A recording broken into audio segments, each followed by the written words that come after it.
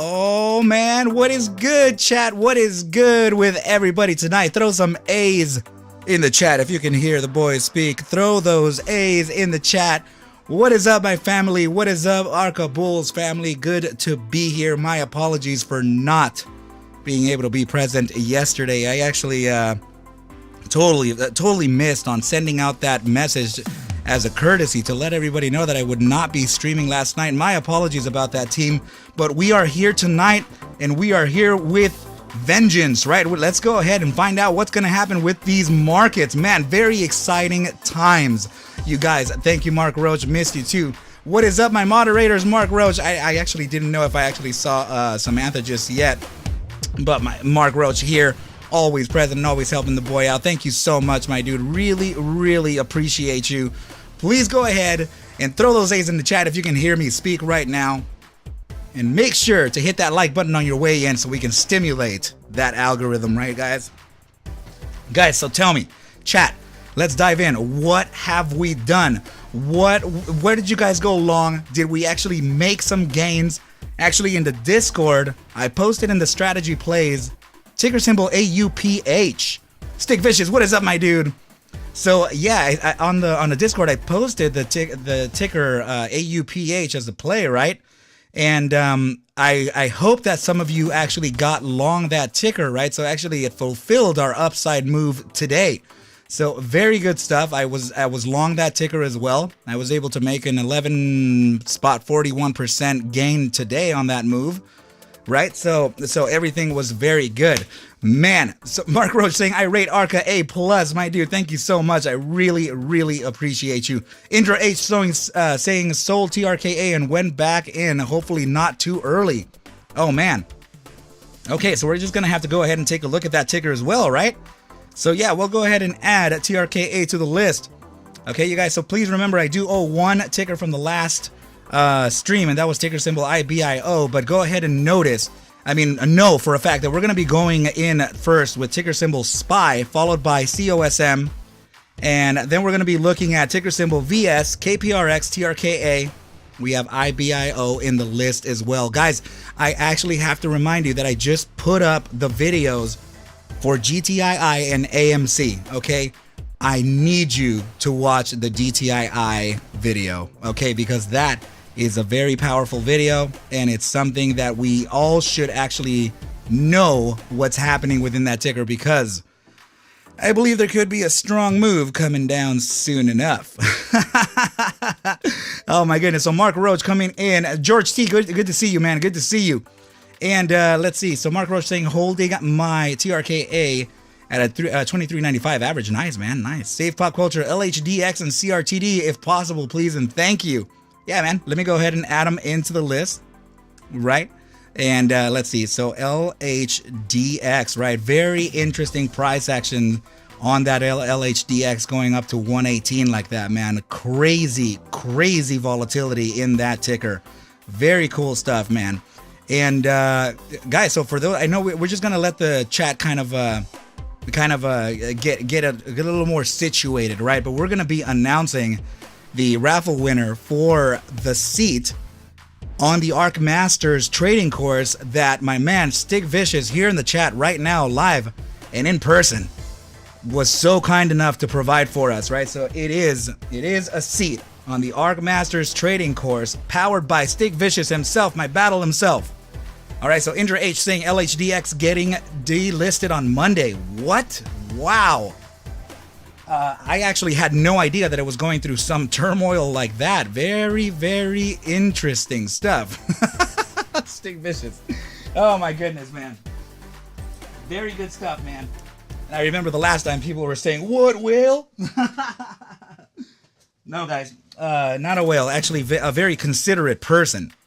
All right, so, oh man, Stick Vicious is actually a person that's actually going to be joining us on that Arc Masters trading course as well, you guys. So I'm very excited to be streaming tonight.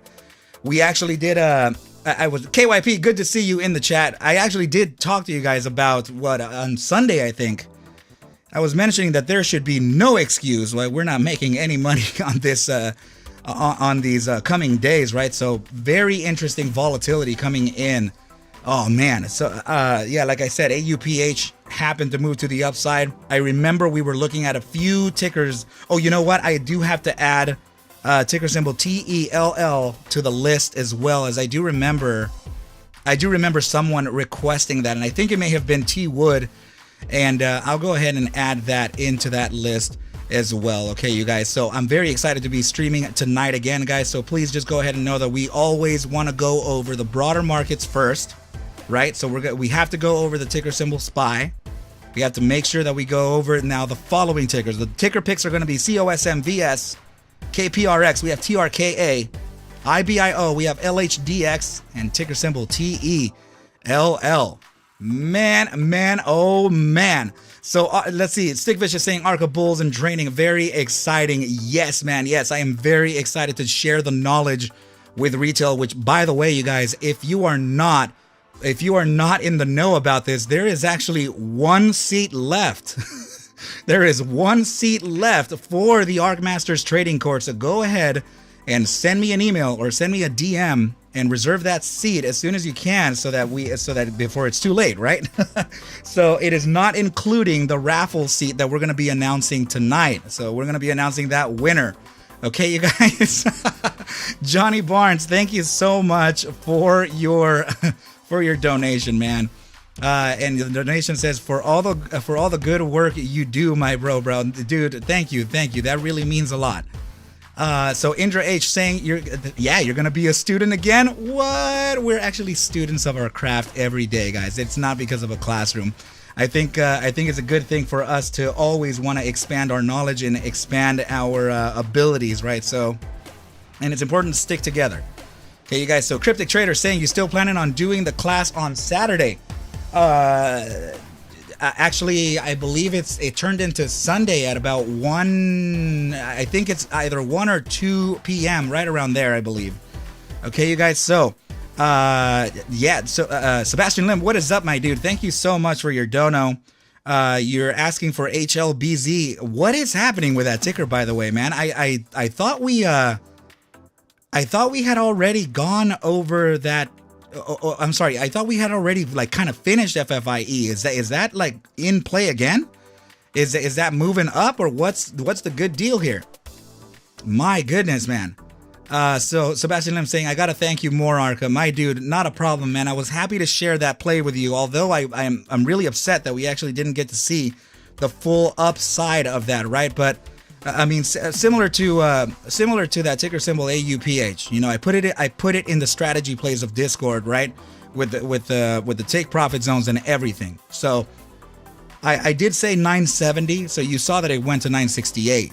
Right, so and that was my less likely target. In fact, my take profit for that, my personal take profit, was actually 913, and but I mean my average was $8.12. So just to be fair, it was just over $1 up, right? So I mean, it was a great move. It was a 11.41% move to the upside. So very good. All right, so Brendan and Ella's Fun Adventures, what is up, my dude? Good to see you in the chat. Very, very excited to have you here. Cryptic Trader, not a problem, man. Happy to answer these questions for you. So yeah, Sebastian Lim, I'm grateful for you, man, and just know that we can always better ourselves and better our strategies, right? But we'll always keep trying the best for retail here. Okay, you guys. So yeah, I think this is the chat is looking pretty good thus far. And I think we're going to announce the winner in about 5 minutes. Okay, so let's just give it about 5 minutes, and we're going to be announcing that winner for the raffle for the Arc Masters seat, for the Arc Masters trading course seat. Okay, powered by Stick Vicious himself. All right, so I'm very happy to be announcing that today, actually, you guys. So, and now Walker Rats, why are you telling me BBBY? What's going on with that one, dude? Is that moving to the upside again? Is that making some nice moves? But yeah, I'll add it to the list, man. I'll go ahead and put it down here. If I don't get to it, I'll try my best, right? But go ahead and let me know. What's the deal with BBBY? Is it making another move to the upside? In fact, I remember the last time we talked about it, they were actually going through what could be, was it a bankruptcy? I think it was. It was a bankruptcy play. Moderator Hound, good to see you here. What's up, man? So not requesting analysis, but can you take a quick look at BOIL while you're covering TELL? Yeah. Yes, absolutely. I'll go ahead and put that on the list as well. And so Walker saying completion of, okay, the M form as completed August 16th. We about to blow. No way? Is that wow. Okay. And the new management about to be dropped. Okay, so wow. So the new management for BBBY you're talking about is about to get dropped. This is actually very, very big news considering BBBY, right? So they're not actually going to be filing for bank. Oh, I'm sorry. They're not going to be going through the Chapter 11 anymore, or what's the deal? I'm actually very curious as to what you're saying, because this could probably be a good video, like an official video, not just a live ticker picker thing. That's very cool for you to share with us. Thank you so much, Walker, and thank you so much, Michael, for that. Okay, Miss L, what is up with you? I sent you an email. Please go ahead and reply to that email whenever you can, just to say what up, and then I'm gonna go ahead and make sure that you are listed. Okay, so I'm gonna put a big old star next to your name.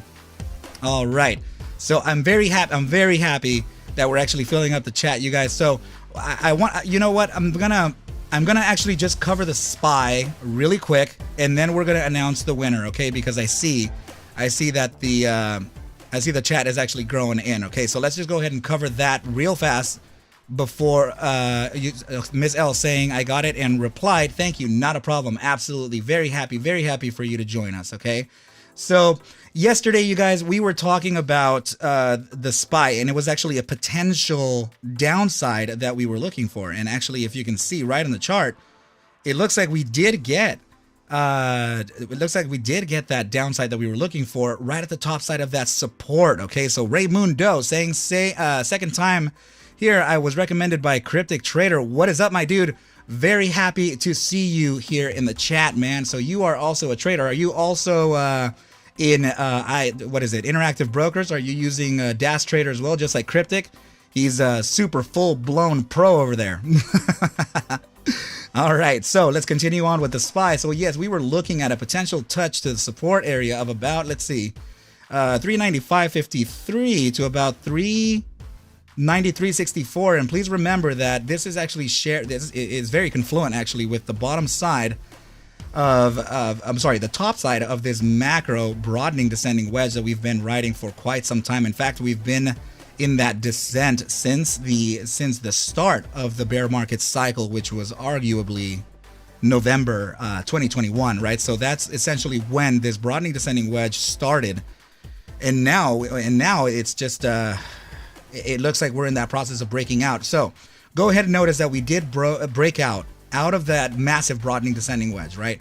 Good stuff. We broke out of it. Now we're building a smaller time frame broadening descending wedge. Okay, so the curious thing here is that we could be forming this to test our fourth test of the resistance upon realizing that first test of the broadening descending wedge. We need that broadening descending wedge test, right down here at about 393.63, or even shy of it, right? I mean, it's not precise math right here. I haven't even back tested it statistically, but I can tell you that in a discretion, yeah, I can actually see this target reaching in the next day or so. So if we do get that touch, then we actually could start recovering this. We're going to zigzag our way to the top here of this broadening descending wedge, which is usually a bullish reversal formation, right? So that'll take us essentially to about, I mean, over the span of about a few weeks, maybe about 417.09.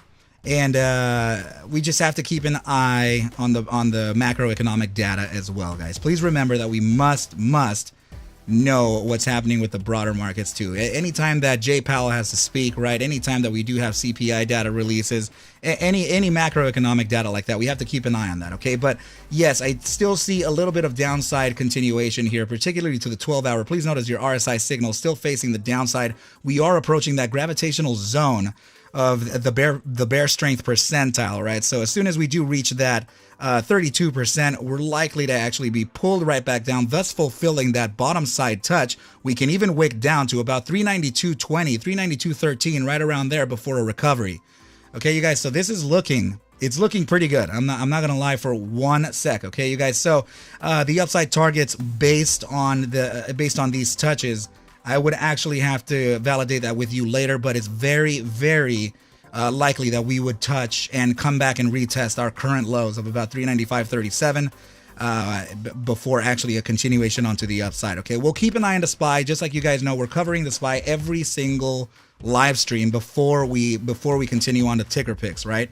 So that is going to do it for ticker symbol SPY. It's looking not bad whatsoever, you guys. I feel like that temporary downside may be fulfilled within the next day or two. Okay, so let's see. So now, actually, Stick Vicious, go ahead and answer. Stick Vicious, he's asking who in here in the chat has already voted for their chance to win their seat on the raffle for the Arc Masters trading course. Who has voted? So Mark Roach saying he voted. Indra H giving that thumbs up as well. Who else in the chat has actually voted? Okay, so Arca is an A+, definitely. Hello all. Beso Amy, good to see you in the chat. Good to see you here. So Randy Campbell saying he voted too, and man, that's awesome, you guys. That's very cool. Okay, so Mac, you also voted. Nice. Johnny Barnes saying he thinks he did. Be real time.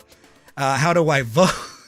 Okay, so the vote was actually in the general chat, right? So it was in the general chat of the Discord, and it was announced about a few days ago. So the poll actually ended already, right? And we're gonna be announcing that winner now.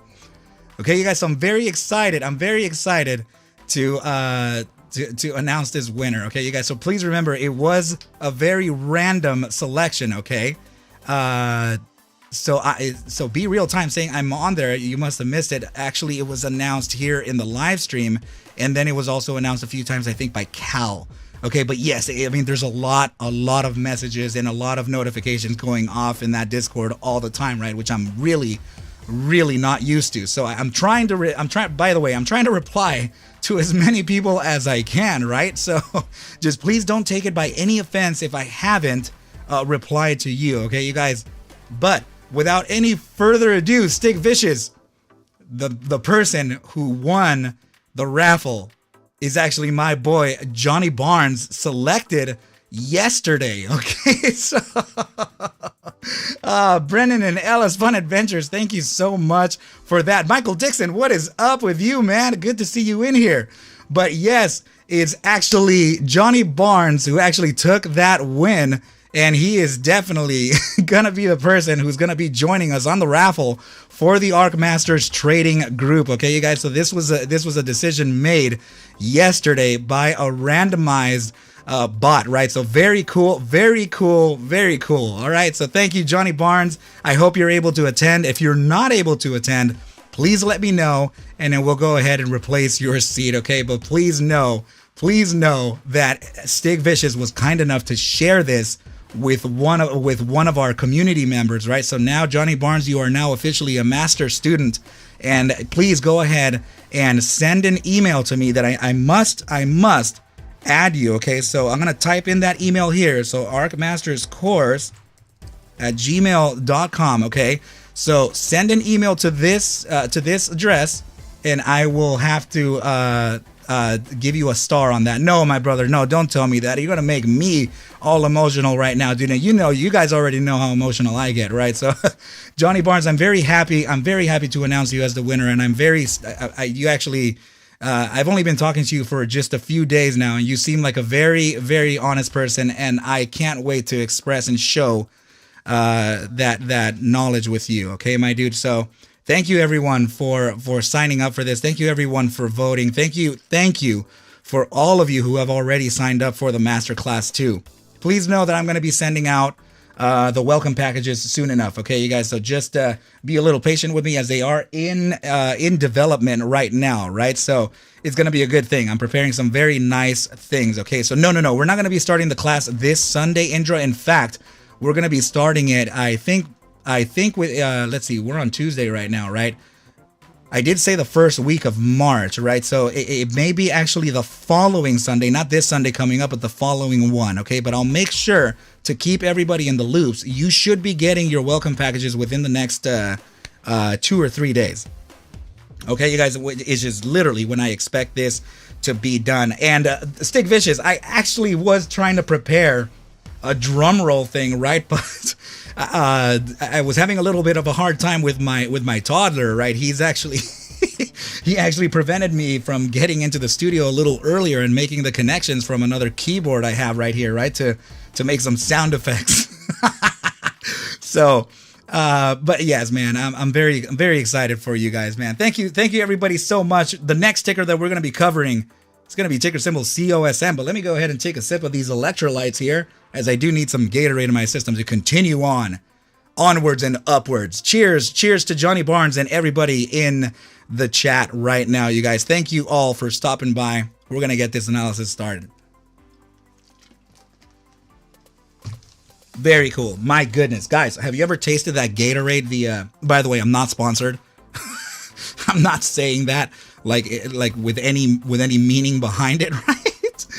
But have you guys ever tried that Frost flavor from Gatorade? Chat, let me know.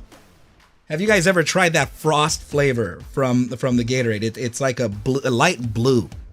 I know it's been around forever, right? But I have to say, man, it is fire. It is so damn good. So let's see. A nerdy biz guy. Do we request tickers? How does this work? Well, yeah. I mean, you can always put the request in right now, right? And I'll try to get to it as fast as I can. I can't guarantee that I'll get to it today, but a good way for you to actually get. Yes, Michael Dixon, I'm definitely going to be drinking water. I have my hydro flask right next to me.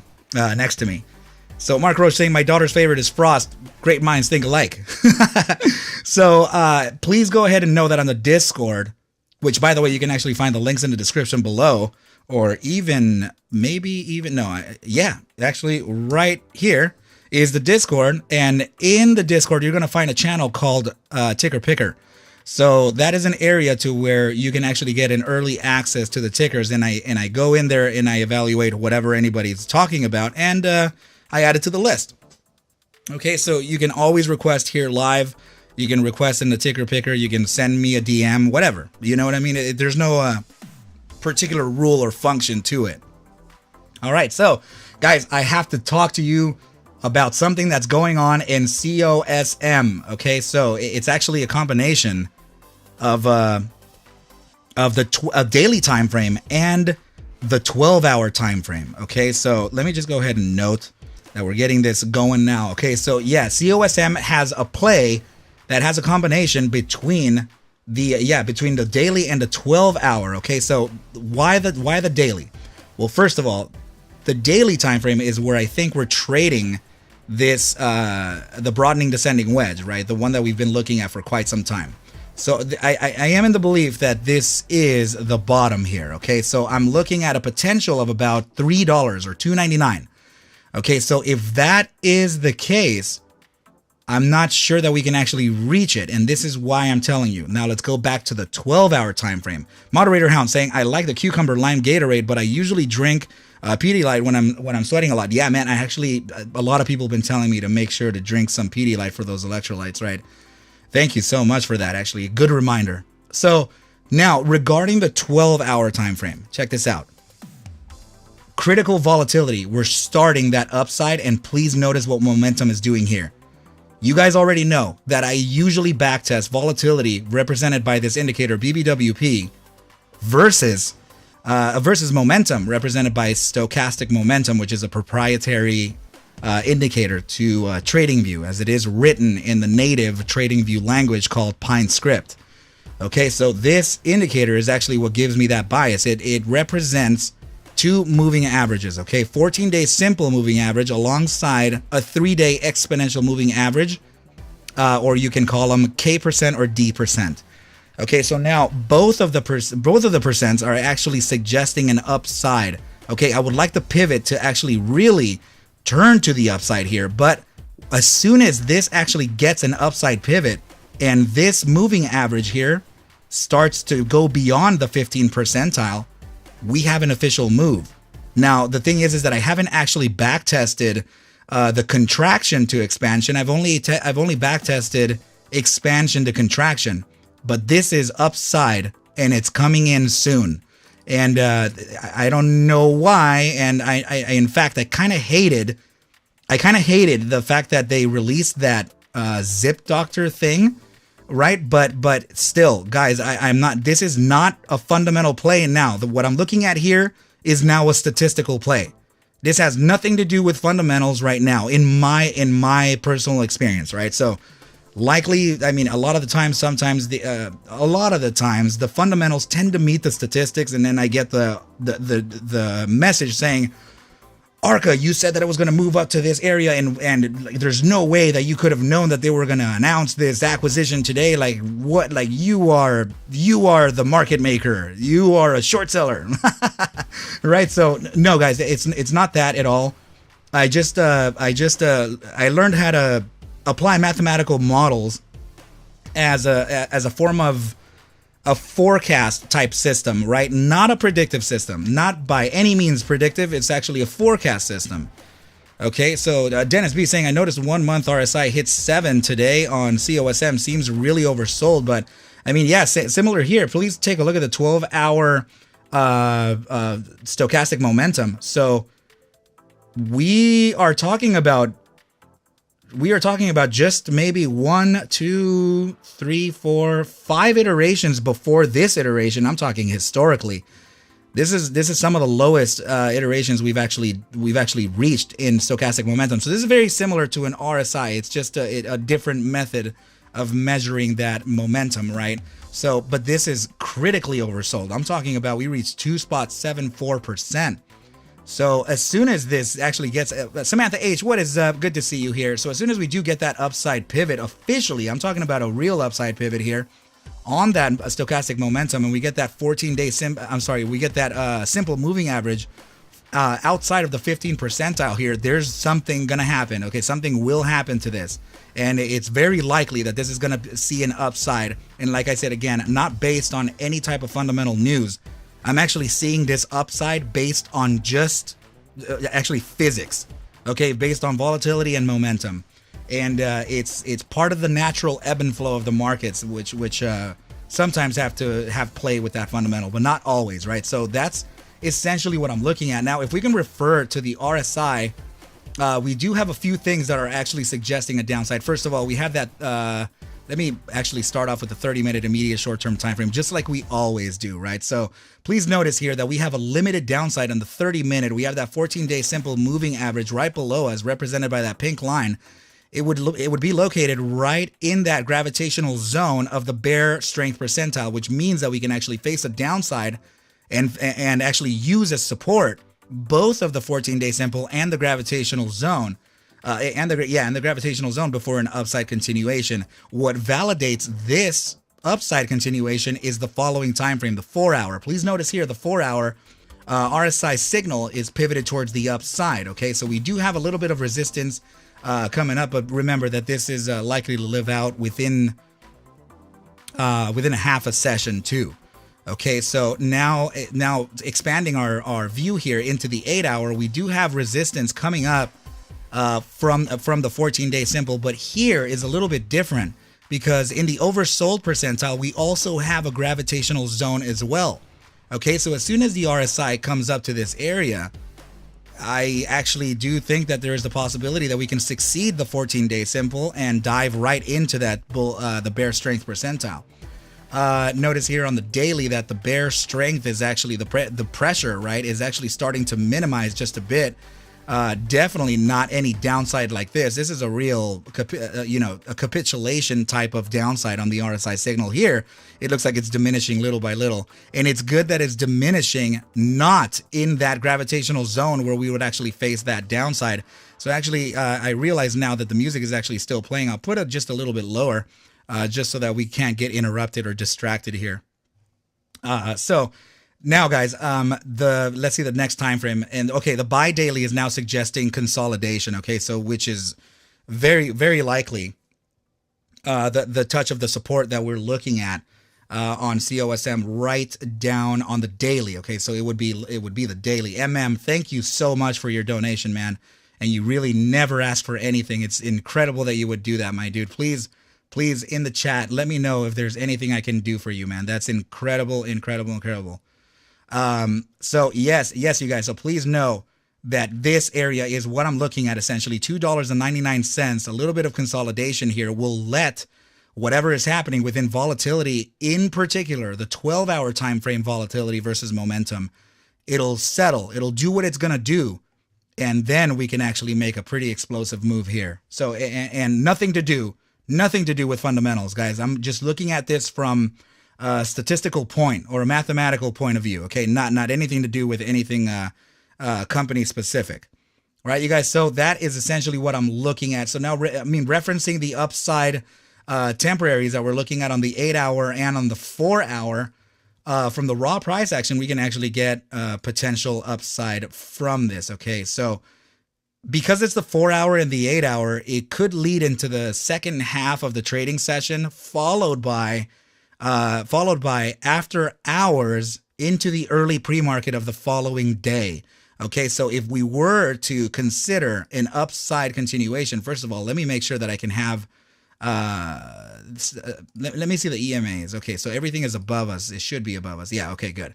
So it is above us. Okay, so now, please just go ahead and always take into account here your moving averages, right? You have your EMA 7 located right in between the 2-spot 272 at 382 and the 2-spot 618 at 391, which just so happens to be our golden mean at the 2-spot 618, right? So very likely we can actually touch that zone in the coming session, if not the following session early, okay? So this is essentially what I'm looking for the coming sessions. Okay, so let me see what it looks like on the daily. Okay, yeah. Yeah, absolutely. I'm definitely looking at around there. All right, you guys. So that is going to do it for ticker symbol COSM. But chat, now that you know what's going on with COSM, statistically, actually, and just mathematically here, what are we going to rate the trade? What are we going to get? What are we going to give this? Remember, D minus would be your max loss and D plus would be your break even. So let's rate this from a D minus play to an A plus. Mark Roach giving it a B. Indra H giving this a C. Sebastian Lim giving this a B minus. Nice, man. Stick Vicious saying no crystal balls, just looking at the charts to try and model and forecast. Yeah, honest is what it is. Thank you so much, Stick Vicious. That is essentially what I'm looking at. Stick Vicious still a B. MM giving this a rating of a B. Michael Dixon giving this a C. Very smart, guys. I like the sentiment. I like where you guys are sitting, right? So in my personal opinion, remember that this is actually something that I'm waiting for. I'm not sure that we're going to reach all the way down here. I'm not even sure that we have the liquidity to reach that. Beso Amy giving it a B. Mr. Levitz giving it a C+. The sentiment overall for COSM is still good despite whatever's happening within management, despite whatever's happening within the fundamentals, right? I like that the sentiment is still good.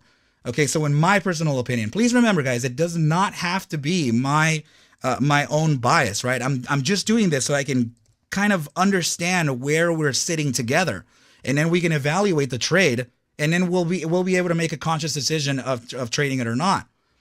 Okay, so I know the explosiveness that COSM has behind it, and usually, and it's been respecting. Peter Stain giving this an A rating. Nice, man. Thank you. So because I know statistically, this has already made two statistical moves to the upside. Okay, it's already met two of them that I've talked about. So because I know that, is forcing me to give this a buy rating. Okay, so I'm gonna go ahead and give this a buy rating of C+ to B-. Okay, so it's not always that I can give something a B rating at all. Okay, so C+ to B- only because the signal is about to fire and we're not quite there just yet on the 12-hour volatility versus momentum profile. Okay, so as soon as we do get that upside suggestion, I mean fully upside, which is, by the way, very close to it, then this thing can turn into that B- play, and you'll probably see this thing make a 100% move to the upside, just like we were able to see here, just like we were able to see here. Just, I mean, we've been watching this, okay, you guys. So it's very nice when this actually sets up volatility versus momentum moves, which I mean, now historically for me has proven the upside pretty nicely. Okay, so I'm gonna go ahead and take a note that we did rate COSM with a buy rating of C+ to a B-. Okay, very exciting stuff. I love it. And we're already starting off the day just like we did at the last stream on Sunday. We're already starting it off with a ticker that has at least a B in it. Okay, so I'm loving it. I'm loving it. I'm very curious to see what else we have in store. The next ticker we're going to be looking at is ticker symbol VS. Okay, so I think that was actually T Wood that requested that ticker to be reviewed in the early ticker picker requests in Discord, right? So let me just make sure I have that note for a C+ to B-. We can add those timestamps later, right? So guys, yes, let's go ahead and now refer to our ticker symbol VS and see what's going down with that ticker. Okay. All right. So, very, very interesting that we did actually get that bottom side touch almost to the penny. All right, so guys, I didn't actually give you this target the last time. So this was actually something that I think it was actually Johnny Barnes that asked me for this. So he sent me a DM and he said, what's an update on VS, right? Or what is it looking like? So I expressed to him that for today, I expressed to him that I was looking at the potential of touching down within this area of the 1.618, right? So you're looking at about 75 cents, but my range was about 76.05 to about 75.07 before us facing an upside to potentially the range where I wrote down here, 79.13 to 81.55. In fact, we touched 79 exactly instead of 79.13. Okay, so the analysis that I was able to give him was pretty pretty, I mean, it was 98% accurate. Okay, so let's see, Johnny Barnes saying yes, and I also did a ticker picker. Oh, nice. Yeah, right. So this is why we're also looking at it too. It was in respects to you. Thank you, Johnny. Thank you so much for sharing this with the community. So yeah, you guys. So this was essentially what I was looking for today. Now, this type of price action here, I didn't bank on, to be very honest with you. I did see the resistance here, but not such a huge candle to the downside. Let's see. So, and in fact, that candle has almost no volume. But go ahead and check out this 8-hour iteration having here's the volume right up here. Okay, when I hover over the candle, you'll see that up there. It says 3.379K. And then look at this next candle. 487, 467. What the hell does that mean? Not manipulated at all, right? Not a problem, Johnny. You're very welcome. So now Lonnie Lake saying, good call, Arca, on LHDX. You're the man. Thank you so much. Yes, Randy, can you check out LHDX and how far do you think it will run? Thank you so much, man. Yes, we're going to be looking at LHDX. It's a few tickers away, but we're definitely going to look at it. All right. Yeah, for real. Michael Dixon, nothing to see here. How the hell is that possible? 467 and this? I mean, no. All right. So let's go ahead and find the potentials of VS, okay? Because there is, I mean, I spoke to you guys about a potential statistical play on this one as well. And I think it was particular to the daily time frame of which we, let's see. Let me just make sure that we do have the statistical notes. Yeah. Okay. So yeah, it is the daily BBWP from expansion to contraction. This test was something that we performed on February 17th. Any time that volatility has expanded into critical volatility, which is within the 90 percentile of the BBWP, and started a contraction phase towards that downside alongside volatility, alongside momentum suggesting that upside, I have seen a total of 34 iterations throughout the entire trading history of VS on the daily chart, right? So these are all my notes here. Okay, so upon this back test, let's see, we have a total of 34 iterations, of which 22 were guessed correctly to the upside. That gives us a 64.70% accuracy, okay, with an averaged upside thrust of about a 94.61% over the span of just over 20 and a quarter days. So this is essentially something that I've been talking about as a bear trap, okay, because there are a few indications here. First of all, this is a bearish formation that we're looking at here. This is a buy formation. Actually, it's the combination of an ascending channel and also broadening ascending wedge.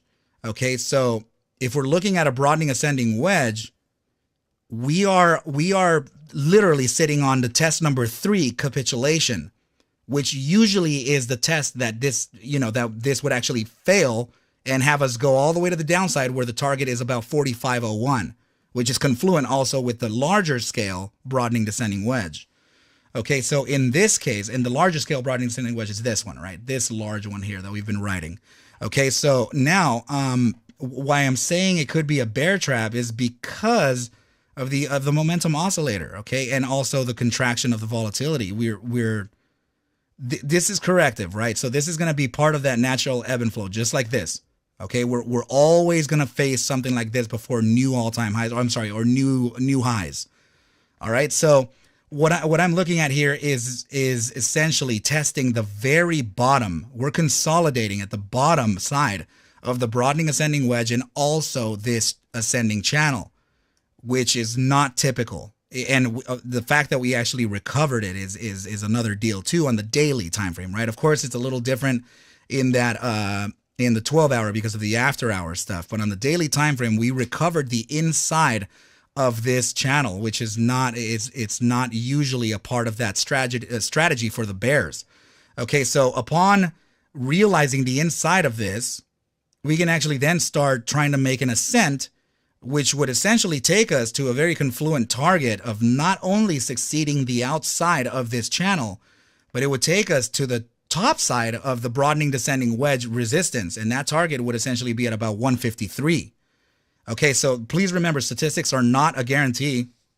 They are also not a certainty. They're not certainties. Okay, so I'm looking at the potential of an upside move here in a bear trap. But it is, I mean, it's going to be tough. Okay, so when we have when we have two, this is a buy formation. I'm talking about two bearish formations here, an ascending channel and a broadening ascending wedge. We are right in the middle of the range between the broadening descending wedge and a larger time frame, which could still present the potential to go all the way down to the bottom side, right? But this is going to be a tough play, and I have to tell you that the volume is very low, and I can see why it's low. Okay, the sentiment is low because not everybody is seeing the statistics the way I'm looking at them. Okay, so very interesting support touch here that we found right to the penny, right? And we're succeeding this. Another thing that you should notice here, and this is the last thing I can say about the price action before we just look at it really quick, RSI. Please notice here that we printed an iteration of a bullish engulfing on the daily time frame, which is my personal preference to look at in minimum time frame candle analysis.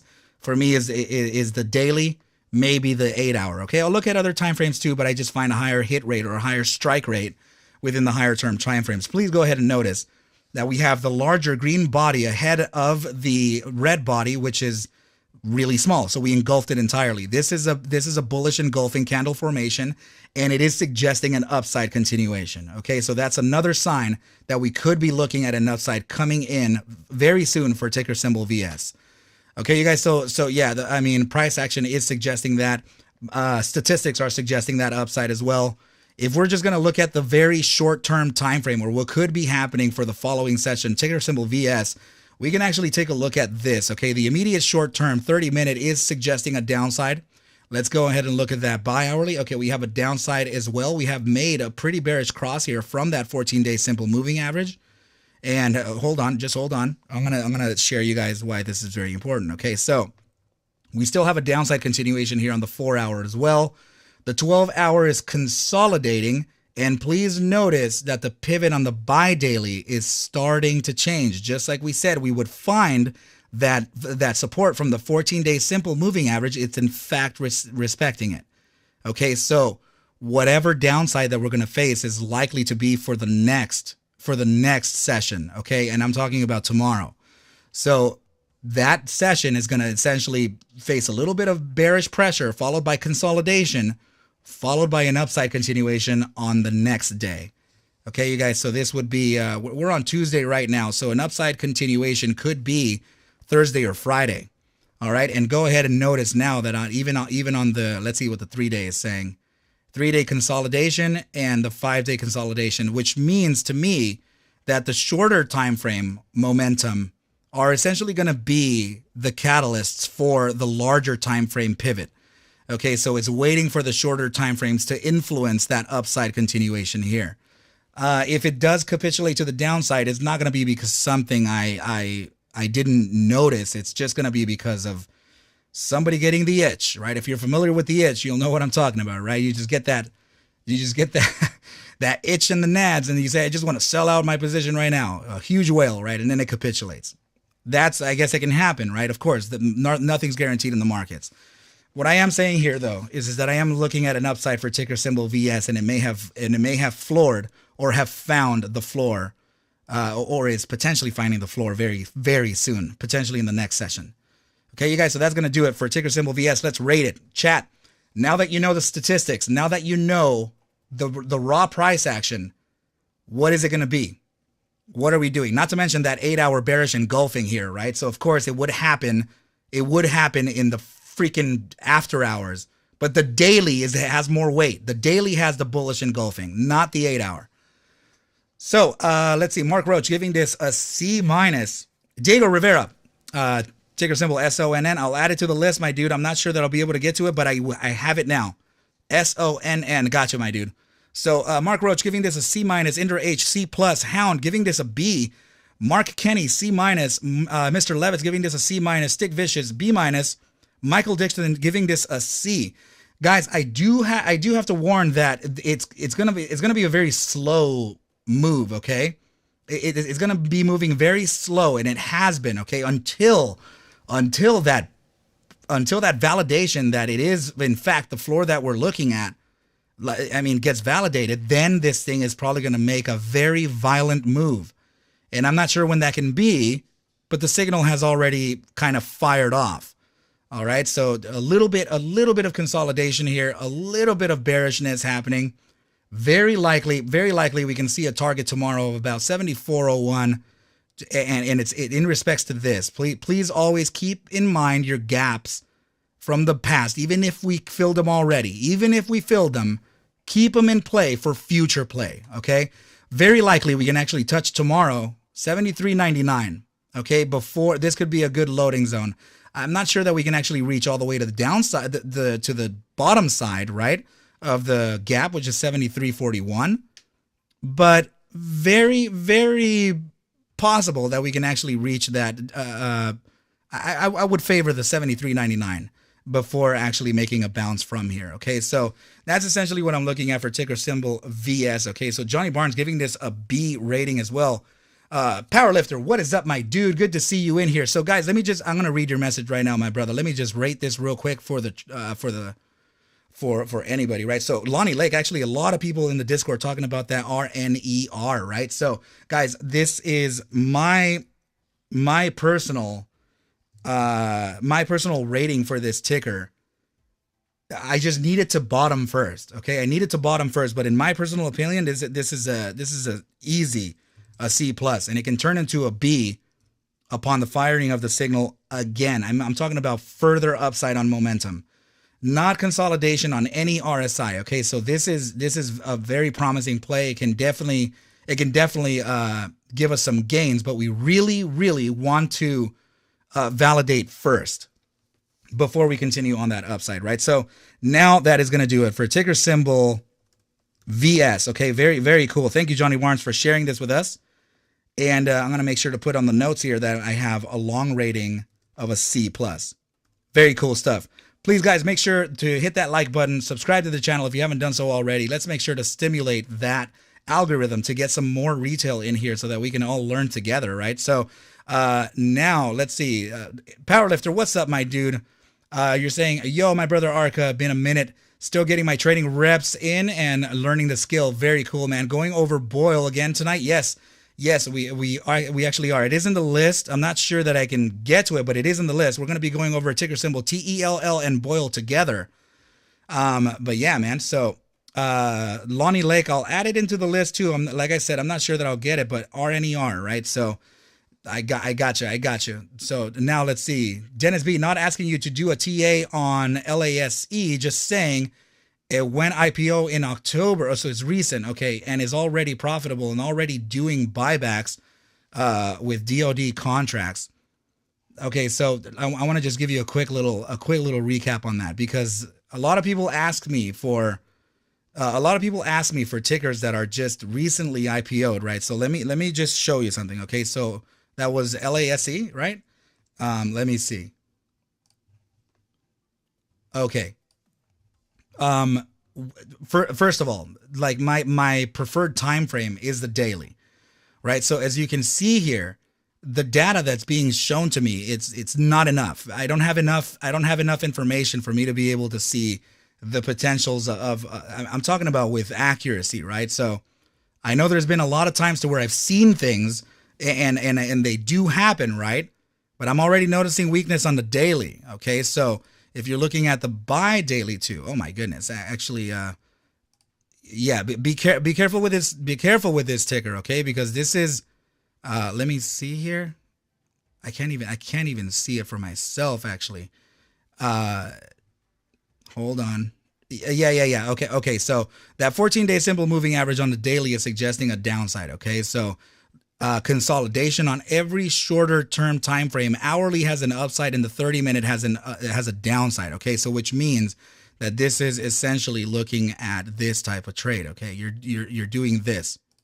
Okay, so until something can actually make fundamental news here. So if you have a downside on that 30, look at the hourly with a bullish, right? Your buy hourly is still looking, I don't like those pivots, right? So look at the 4-hour consolidation, 6-hour consolidation, 8-hour consolidation. You have a little bit of bearishness coming in at the 12-hour, and then the daily confirms the bearish. Okay, so if you're looking at upper term timeframes, which is not enough information, you have consolidation still. The 3-day and the 5-day may be the only saving grace, but it's It's in the bull strength percentile, but very slow. Okay, so keep an eye on this, because it's looking like it's not gonna. It's looking like it needs to build a pennant here. Okay, so that's essentially what could be happening, and it could be within this range for the next maybe week to 2 weeks, even more actually. But I'm not sure. Okay, so just go ahead and keep an eye on that, all right, my dude? So that's it for that ticker. Let's go ahead and now move on to ticker symbol KPRX, you guys. I think I did have that already kind of listed, right? But I'm not exactly sure. Damn it, I don't have it. Okay, so it's not a problem, guys. I can just go ahead and load it now. So KPRX, okay? So let's look at this. On the daily, this is what we were looking at. Okay, so we're getting very close to our bottom side target, aren't we? Okay, guys, this is still, wow, this is still suggesting a pretty aggressive downside. Okay, so I think this was Biana actually in Discord from the early ticker picks. She actually requested for me to look at this. Okay, Diego Rivera, let's see what that best stock can be. So far right now, the last two tickers have been pretty good, but let's just keep on looking at them, okay? Let's see what we got. All right, so with the downside suggestion on the daily, it's a little dangerous here because we're failing, or we're recovering the inside of this broadening descending wedge, okay? So, which means that we have some pretty powerful targets here, okay? First of all, notice that this downside here is the area that we were looking at a few days ago, which is the top side of this target, of this gap, right? So if we can face this gap as a support, which, by the way, it's not this type of bearish pressure, does not indicate that we can find that support from 436. But let me see what's going on in the 12-hour. Okay, so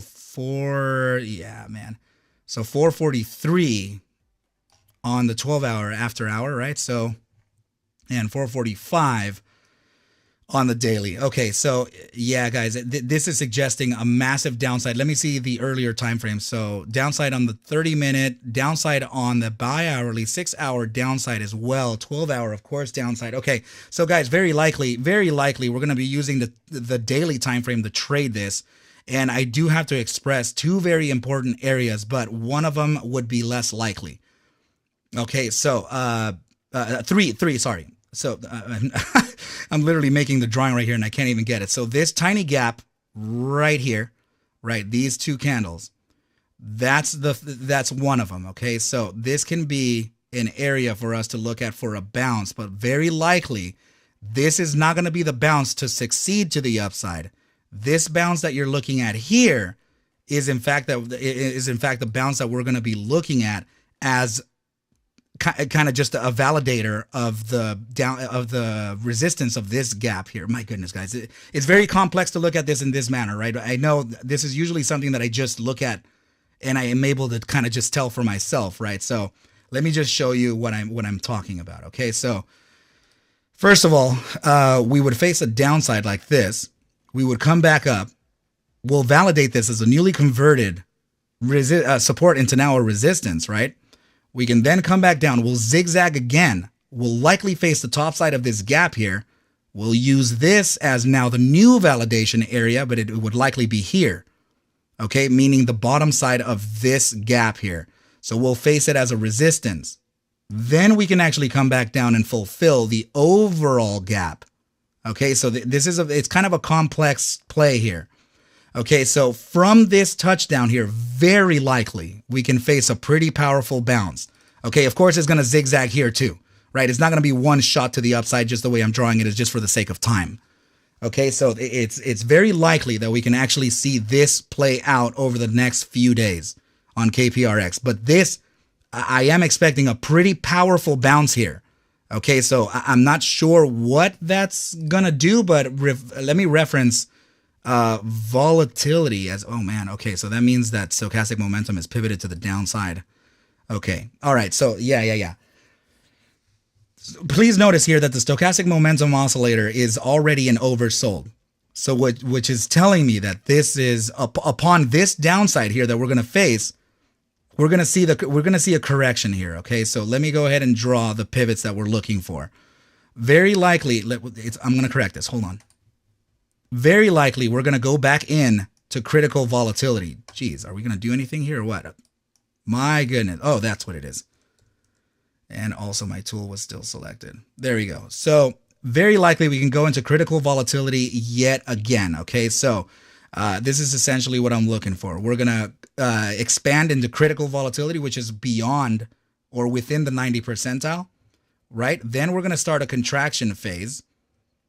Momentum is literally going to be doing this corrective move here. We still have some more downside to face, and then this can actually face an upside, okay? So this is what we're looking for from both of the averages, okay? So we're looking for this, and it's very likely to happen when we touch these bottom side targets here. So by the time we reach this area here, we're going to be at critical volatility, contracting, and we're going to be at fully oversold momentum and starting that upside pivot. So this is now becoming a statistical move as well. Okay, you guys, so this is essentially what I'm looking at for KPRX in the next coming days. But whatever is loading up here is likely to be a very powerful move. Yeah, look at this. When we started contracting, going to the downside, volatility went to the upside here, and we literally rocket shipped. Okay, so this is, that's what I'm talking about. Look at here. Take a look at this. We started contracting, volatility started going to the upside, and look at what price action did. Okay, so that's literally what I'm looking for again. All right, so KPRX is preparing a pretty powerful move, and it could be a statistical one at that. Okay, so I'm not gonna lie for 1 second. It's looking nice. Okay, it's looking nice, but we're early. We need to make sure to fulfill this move. Loading zone is gonna be likely between 382 and about 362 in that range. For the entries, right? Stop losses can be set just below that zero fib at 330, 328 would be a good stop. Actually just below that. Probably about 320 could be a good stop for, the move to the upside over the span of maybe a week trade, maybe even 2 weeks. It could be a nice swing play, right? So let's just see. From the top side of the loading zone, you can be looking at, let's see, first of all, it could be starting off 40% to the top side of about 65% move to the upside is what I'm looking at, just in a discretionary manner without actually backtesting it. So that's what I'm looking for KPRX. It is setting up something very, very interesting here. And because it's on a daily, and because we're failing that test number 4, it's telling me that what we're looking at here is a bear trap. Okay, so this is going to set the bear trap. Everybody's going to think that this is the test number 3 failure. This is going to be going all the way down to 181. In this moonshot for the short sellers, we're going to use them as liquidity, and this thing will likely rocket ship to the upside. Huge move. Remember, loading zone 380 to about 362 before an upside continuation. These conditions must be met, okay, and they're very likely to happen. So, chat, let's dive in. Now that you know the play, now that you know what could happen with KPRX, let's go ahead and rate it. Okay, please go ahead and use D- as your max loss, D+ as your break even. Let's rate it between D- and A+, guys. What is the chat saying for the rating on ticker symbol KPRX? What is the good deal? What is the good deal? Let's see. So, Diego Rivera giving this an A+. Michael Dixon giving this a B trade. Nice. If you guys are curious, Joe H giving this a C. What is up, Joe H? You're looking at a market cap of 8.7 mil. The float is 1.6 mil. Of course, it's a high risk play, but this is setting up a very, very, very lucrative move to the upside. So now see, Dennis B, the rating is a minus U to man, or U to man is the rating. Thanks, Dennis. Thanks so much, man. And Sebastian Lim giving this a C+ as well. Okay, so if we do get this, okay, so I would personally play this upon the validation of an upside move, and I get the signal fired. Okay, I would likely play this for a day trade and not a swing play. although this is going to be a swing play to absolutely meet a huge upside. Okay, but in my strategy, I don't like to hold micro caps or micro floats. I don't like to hold them overnight. Okay, so in this case, if I were able to trade that B plus upon the firing of the signal in the conditions that we're talking about, it would be a B plus on my end. Okay, but because this is a high risk play and we haven't fired the signal yet, I'm forced to give this a solid C plus. All right, you guys. So I like it, but remember, when that signal fires, my personal take on this would likely be a B plus. All right, I'm sorry. Yeah, B plus or a B minus. I'm sorry, B plus or B. Sorry, what the heck is going on? Can't speak right now.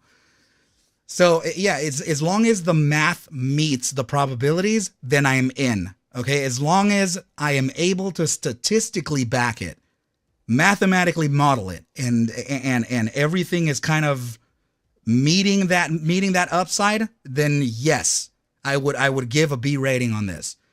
All right, you guys. So long rating for now, since the signal isn't fired, is C plus for me. Okay, so very good stuff. Here's just the last thing that I want to let you know. Okay, because the downside that we're looking at here, always keep this in mind. Okay, so we're looking at 445 to the potential bottom side of that gap at about 362. That is a minus 18.72% move to the downside, which could likely play a very nice short.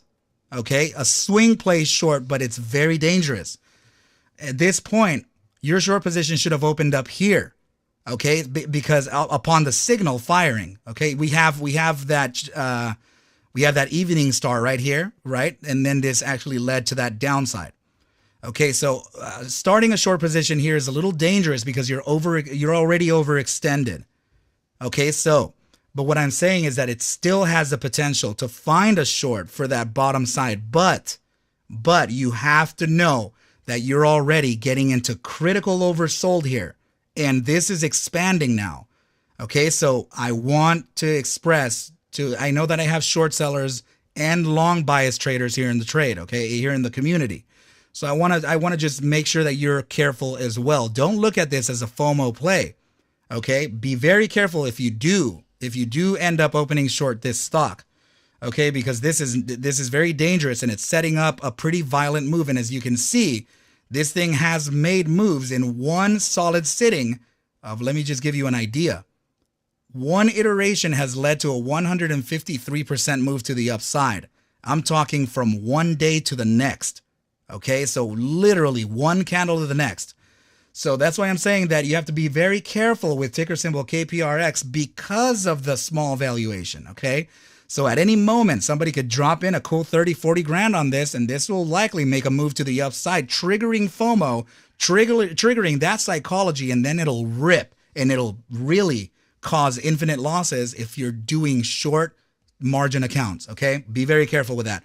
Stick Vicious, thank you for your dono, my dude. Same battle, I got to roll out. Thanks for all you do, and absolutely congrats to Johnny Barnes. And thank you to everyone who voted too. Remember, only one seat left in the Arc Masters Trading course. Absolutely, man. Thank you so much for that. Have a very good night. Thank you, thank you, thank you, thank you. So Johnny asking me if I had looked at AMC, MULN, or COSM. So COSM, go ahead and notice my mouse. Right up here, you can see the time, right? Rewind to about 9:37 p.m. You'll see COSM. Okay, so I actually put out an AMC video too. I just put it out maybe just before the live started, which was at about 9:15 or 9:10. I think I uploaded it, and it's very important for you to see it. Okay, please go ahead and refer to that. But I haven't done Mullen, and I'll go ahead and put it on the list. But although I have to be honest, I may not be able to get to it, okay? But it's on there. All right, my dude. Thank you so much, Johnny, for stopping by. And yeah, so that's going to do it for ticker symbol KPRX, guys. I'm just going to go ahead and make sure that I can note the rating, right? So we, hold on just a sec. Here we go. So we gave this a long rating of a C+ with a potential B rating upon the firing and meeting the criteria for that upside mathematical move, right? So I like it, guys. I like it. It's just, it has to meet it. What I was talking to you about is just upon that 18% to the downside, it can flash momentum. Okay, so momentum meaning that it could then push the 5-day time frames, like the RSI 5-day, into like a really dangerous zone. Okay, so for now, this is actually backing what I said too. For now, the downside that we're looking at from the distance, from way up here, 20% all the way down here, could be relevant to the 5-day iteration facing that 14-day simple moving average test, where we could find a support and then bounce to the upside. Okay, so, and the reason why I'm also saying this is because please notice that in 14 hours, 37 minutes, this 5-day iteration will end. And it is ending below. It is ending below the average right now. Okay, you guys. So what I'm saying is that this is in a process of what's called a mean reversion. Okay, so very likely we can reach back to the fair value, and then this thing would actually make an upside. Nice stuff. All right, so now for the very long awaited ticker, right? We're going to be looking at ticker symbol TRKA. My goodness, man, that has absolutely met the targets that we've been talking about without the statistical backtest, which, by the way, guys, every single time I talk to you about a target, I'm always like clenching the booty. I'm like, man, I really hope that is actually gonna happen, right? So it's just part of having a pretty strong discretion in the trade, but my absolute edge comes in when I apply the statistical side to it. All right, guys, so let me take a quick sip of this Gatorade here. Trying to get those electrolytes in there. Feeling very good. All right, so yeah, let's start off the analysis on TRKA. Let me see if I already had it up. I don't think this is ticker symbol TELL. And all right, no problem. We'll go ahead and load a new instance of it. So TRKA, let's see what it's got for us. Yeah, let's use this one here and see what it's got for us. Okay, so I mean, if you're new to the channel, know that I was actually talking about TRKA from, I think, about this point here, where it was first requested to me.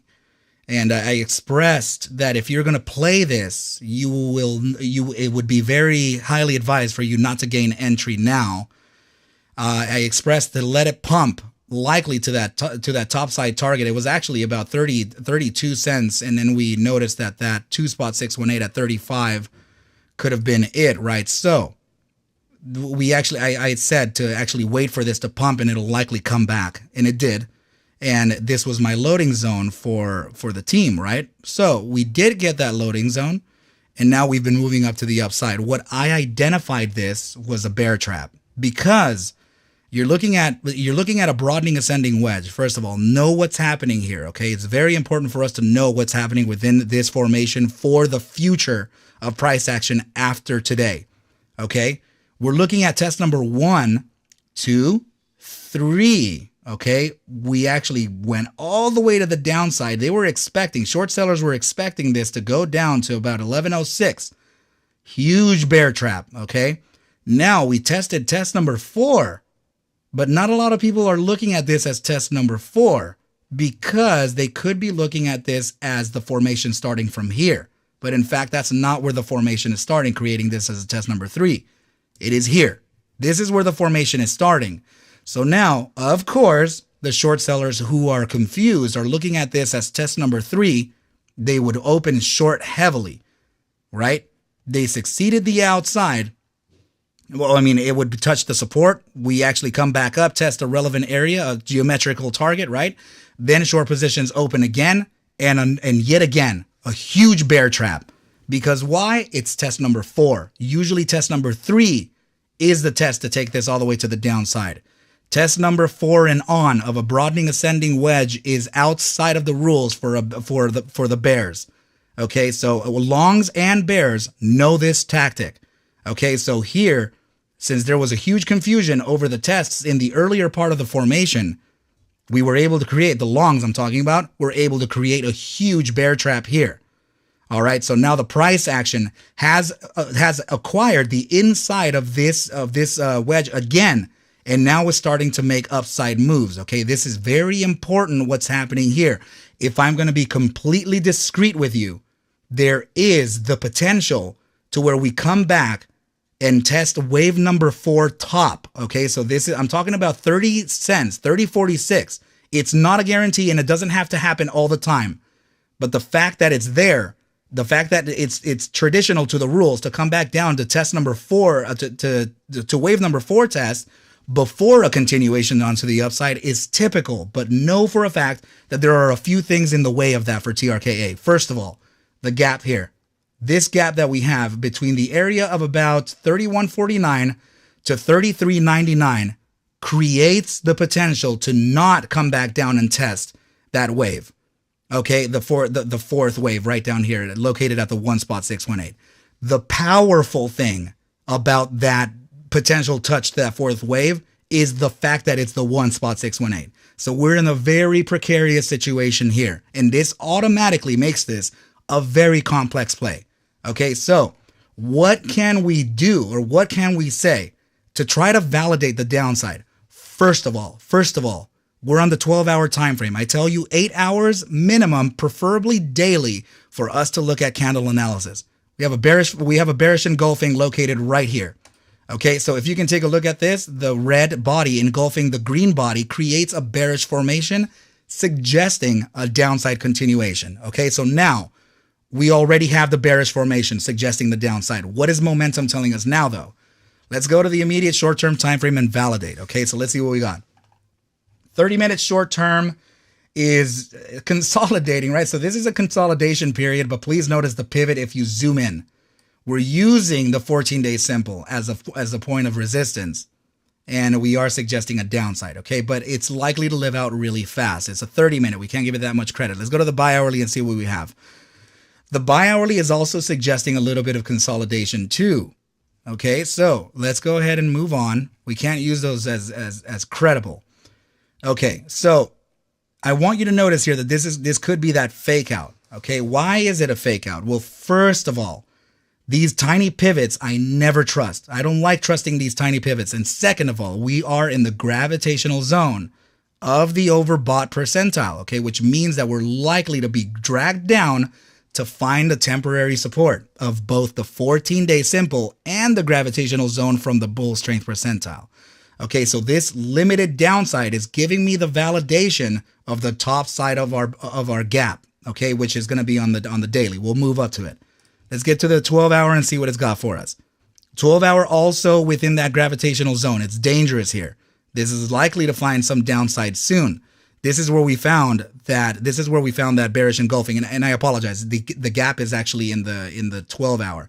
I know it's getting a little rocky, a little messy here, right? So I'm just gonna go ahead and start cleaning this up just a little bit. And let's see. Hold on just a sec. Man, it's two very small targets, but the ones that I'm looking at now are it's in fact this. From the gap, okay? So we'll just note it like this, okay? That we are looking at this area now, but for now, because of the 12-hour time frame and the 6-hour, it's very likely that we can see this 3409, okay? For now, which is the 2.272 at 33.83, pretty much. Let's continue on. Let's see what the daily has to say. Okay, so that's all right. The daily and the bi-daily. All right, so guys, yes, we're looking at a downside first. So another reaccumulation period. This is to give the longs another shot.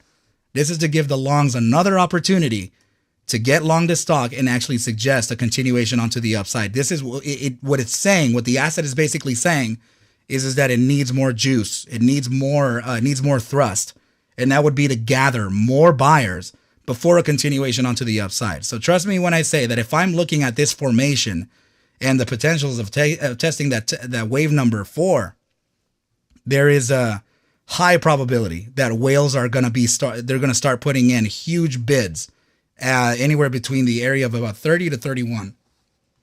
Please pay attention. If you do have access to your level 2 data, please notice on your order book, please notice that you'll start to see large bids start to be presented at about 30 to 31. Okay, it's not a guarantee. I'm just saying that it's likely. Okay, so the downside is pretty significant on the bi-daily and the daily. Okay, so if we are going to face a continuation to the downside, this is going to likely happen for a day or two before we can continue. Okay, so what I'm saying is that the Friday would be the green day for this, and I'm talking about just per the playbook rules. I am not talking about in any perspective that has to do with psychological implementation for this. I'm talking about just the playbook rules. Okay, so not involving sentiment, because there's no way for me to measure that.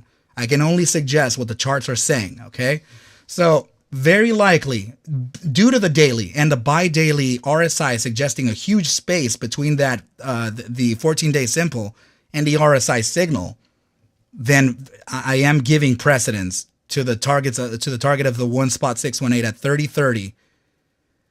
I'm going to adjust this now.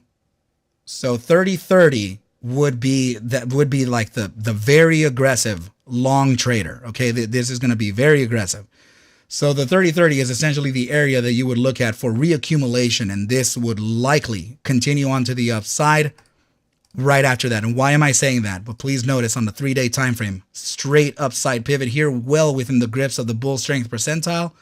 5-day time frame in the grips of the bull weakness percentile, still suggesting that upside. Weekly time frame still on that upside. Bi-weekly still on that upside, guys. Yes. So I'm still giving this. I'm still giving this upside precedence. Okay, so remember, loading area, you're looking at about 30.30. The upside targets is going to be a little choppy. Okay, very likely after the touch of about 30.30, we can see the resistance touch at about the 3.618 at about 41.12. Okay, so remember the last time we rated this, I'm going to get rid of this here. The last time we rated this, we rated it a B. So now that you know this, now that you know the probabilities, now that you're knowing what momentum and price action are suggesting, what are we going to rate this? Chat, let's dive in. So D- being your max loss, D+ being your break even. Okay, so let's give it a rating between D- and A+. What is it going to be? Dive in, chat. Let's see. This is going to be for the longs, remember. Indra H giving this a C+. Very nice. I like that we're actually going over this ticker, man. This has a lot to show, and we can. I mean, this is expanding knowledge here. So Joe H giving it a C-, and it's very stale. Mark Roach giving it a B+. Very nice. Mark Levitz, Mr. Levitz, sorry, giving this a B. Nice, man.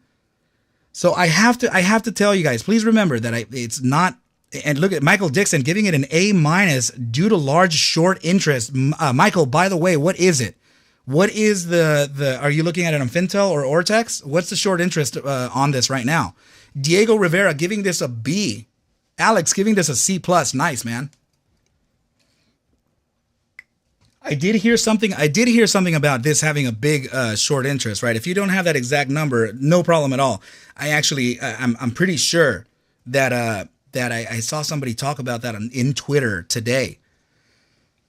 I'm not exactly sure where, right? But somebody did mention this has massive short interest, and I think it's 77. What? No way, Mark Roach, are you serious? Lonnie, wow. So Mark Roach, where did you get the 97.22? And Lonnie, where'd you get that 127?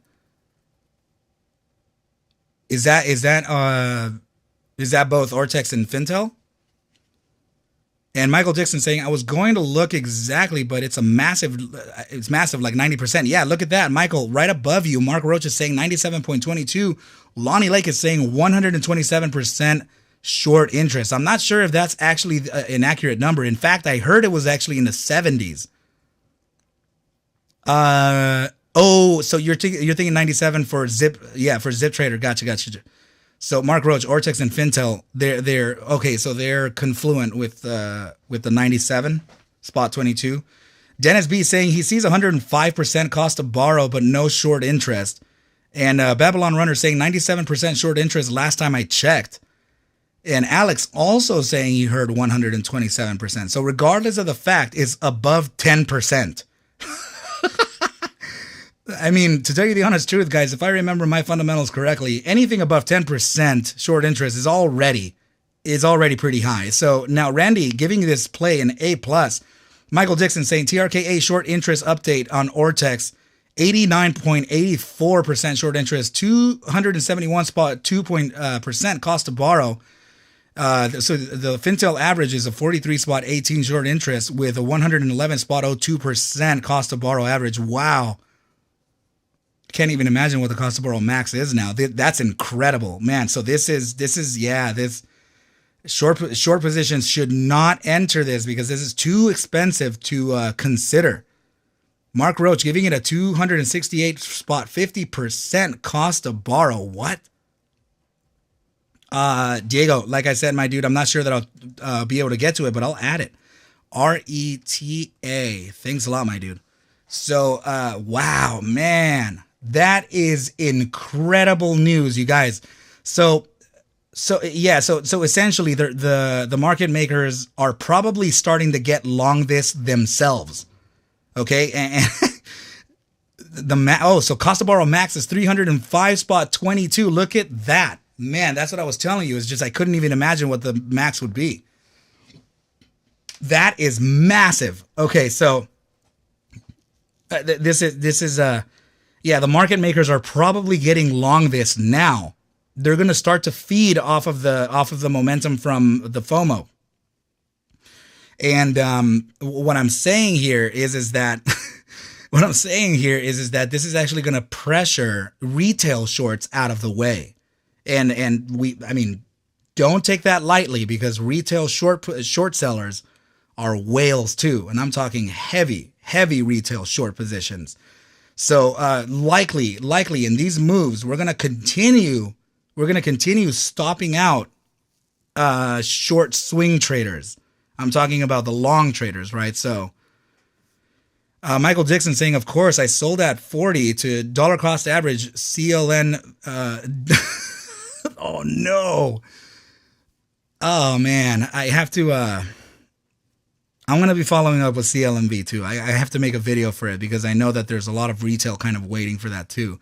Dennis B saying, if whales get long, does that mean 32 is still in play? If whales get long, they see the target before we did. 30-30 is essentially where I see whales starting to put in their bids. And it may be in big percentages. Yeah, Michael, I'm going to go ahead and probably create a dedicated video for CLNV tomorrow. But if I'm going to be very, very honest here, I think the floor for CLNV could be anywhere between, and it's a big range, but I think it's between 308 and about 354. Okay, so if that's the, I think that could be the bottom. David Parr saying any CRTD on the menu tonight. No, but David, I really love you, man. So thank you for stopping by. First of all, let me just give you a quick little update on that. The demand zone that I've been looking at for weeks and weeks finally got touched, and we're for sure bouncing off it. There's a lot of people were looking at that, but here's the curious thing that was happening with CRTD. I gotta leave it fast because I have a lot of people waiting for their tickers. Okay, but notice this. We're now approaching, we're at 88%, almost 90% critical volatility on the daily. And look at momentum here, starting to kind of curve to that upside. This is that area that I told you was a huge, and I think the strongest demand zone we had, of course, before this zone down here, right? But I don't think we have the liquidity for that, and I also don't think we have the momentum for that. So notice what's happening with volatility and momentum here on the daily. I am saying that this is preparing a pretty large move, and I don't know why, but I'm not sure if it's fundamental. I'm not sure what it is, but CRTD may very well give back whatever you guys have lost. And if we do face a bounce from this area here, it's a slide all the way up to about 33.40. And then that'll flash every momentum signal towards the upside. Okay, so let me just kind of leave that there for CRTD as I am planning something for this. Okay, so consolidation slightly bearish within the immediate short-term timeframes. Okay, expect to be trading within 1571 to about 18 cents within the next few days, okay? But this is setting up something very powerful, and I believe this thing would actually make an upside continuation of, I don't know, let's see what that percentage could be real fast, man, because oof. Yeah, there could be a statistical play of about 130% coming up for CRTD in the next few days. David Parr, you didn't have to do that, man. Thank you so much. That's very kind of you. Really appreciate that, Dono. Of course, man. Of course. I'm not ignoring CRTD. I'm keeping it in mind. But I was waiting for this. Okay, it's gonna create one big ass oval here, and this is gonna be a pretty massive move to the upside. Just as easy as it slid down because of this price action here, it's gonna raise just as easy too. But we have to kind of, you know, wait for the signal to fire, which is very, very close. All right, so guys, let's. I want to make sure that I did. What did I give TRKA? I forgot what rating it was. Guys, I'm gonna leave this as a B. All right, it doesn't have to be my rating. Remember, guys, it doesn't have to be my rating. Okay, I'm gonna leave this as a B from 30-30. If you guys want a more accurate target, then very likely we can see a touch of about 30-30 to about 31.54. That's essentially the loading zone. Very, very much considering getting long this stock myself. I'm just being very confluent with that. I'm sorry, confluent. I'm being transparent. Sorry. Okay, so I forgot when we actually ended this one. Is no problem. But yeah, that was going to be a long rating and maintaining that B. Okay, so I guys, the tickers that we've been evaluating today are pretty powerful. Okay, so we already have some pretty good ratings here. Joe H, do not get bored. If you are looking at Joe H, if you're looking at a short position, and I really hate to say this, but potentially, I hate saying this, guys, but it's just if you guys are interested in hedging against your long positions, use another broker. Don't use the same broker. Okay, hedge against your positions on CLNV. Okay, so CLNV you can hedge short. Okay, expect a downside target of between 308. I think I said 308 to 354. Right. So let me just show you real quick what that is. I forgot where I had it. I think it's somewhere here. Jeez. Let me just pull up my Webull. That guys could be a pretty nice short position, and it's I don't know, 50%. And it's just, you won't make a difference in this. It's just the short positions and the bids on this are pressuring the price to the downside like crazy. TRKA ended 4 minutes ago. Thanks, dude. Gotcha. Thank you, my brother. So let me open up Webull here. I just need to make sure that I'm expressing that target correctly. Let me go to CLNV. And hold on. Let's see what it's got for us. Okay, so damn it, man. That is massive. I want to make sure that I can back that. I am not going to trade short CLNV, to be very honest, okay? But for take profit one is likely going to pressure the SMA 100 down to about 455 at the 1.618 inversely, right? So what I'm saying is that the entry could potentially be at about 70 cents. And man, you have to be very careful with this, because CLNV is not done with the upside. This is the only reason it's making a bounce to the upside is because of a trend line. That's not enough. That's not enough thrust. Okay, but I do see the potential entry for this to be located at about 69. Yeah, about 696. Okay, so that would be. I'll give you a range because the SMA 50 is right over here. So about 683 to 696. Hedge your longs. You can really make your longs recover with a short position on CLNV. And that downside target man, you have to be very careful. Okay, so 491 to 455.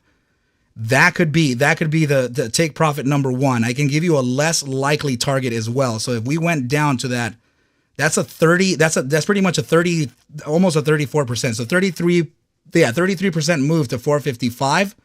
The secondary target would be located at this support bottom here at 362, and that would be that's almost a 50% move. So 47%. Okay, so a massive gainer here. But why I'm telling you to be careful is because in touching this target here, CLNV would have only made a new higher low. So this would explode from here. And CLNV would probably give back everything lost.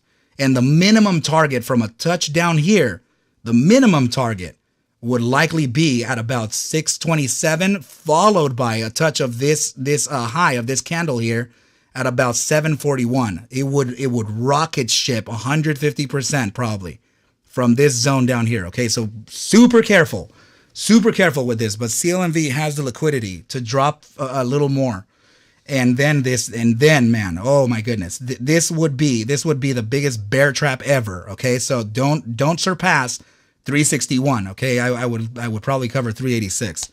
Learn to play both sides of the game. Learn to be a short bias as well as a long bias.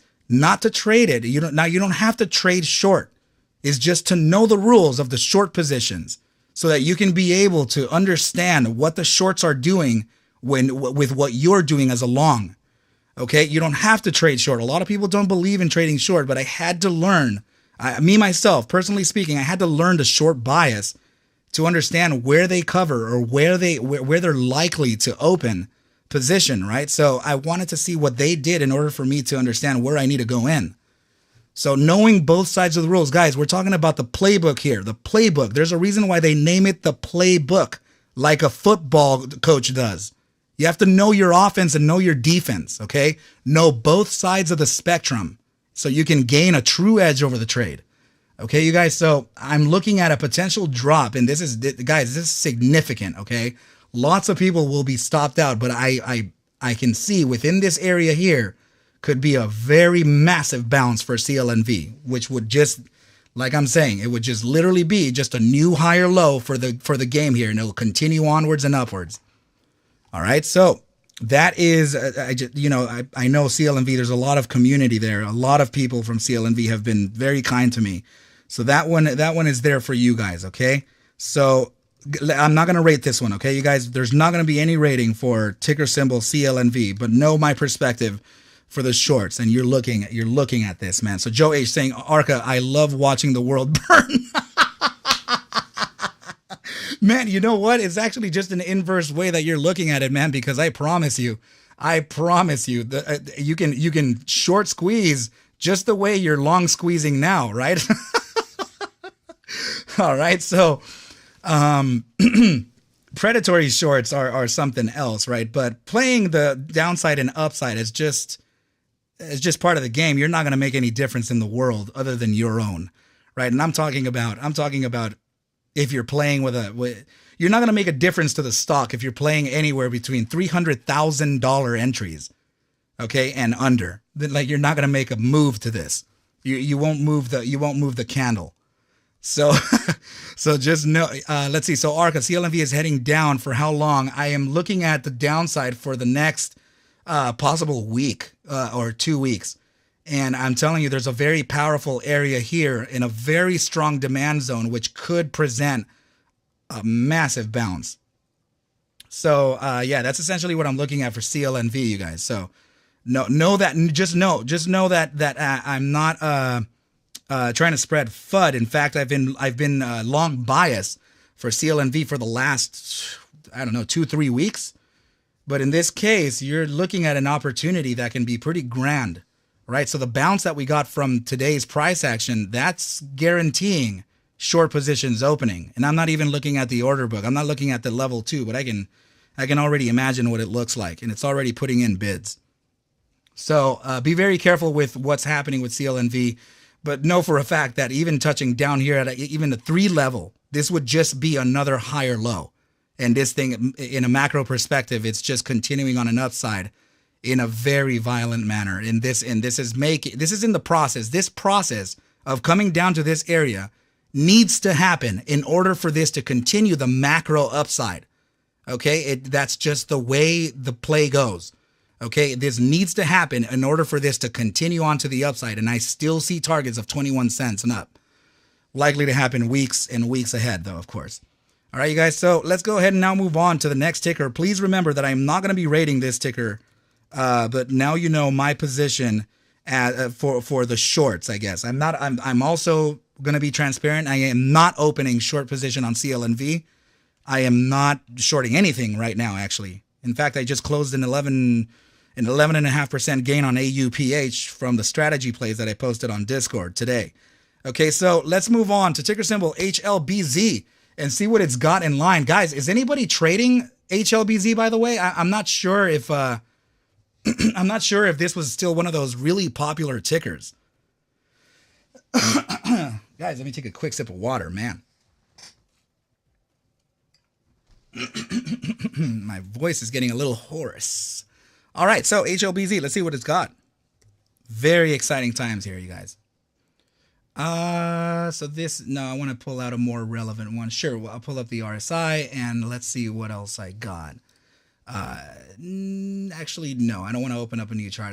I'll just very likely look at the ones that we've already loaded, right? So HLBZ, let's see what else. Edit 1, that looks good.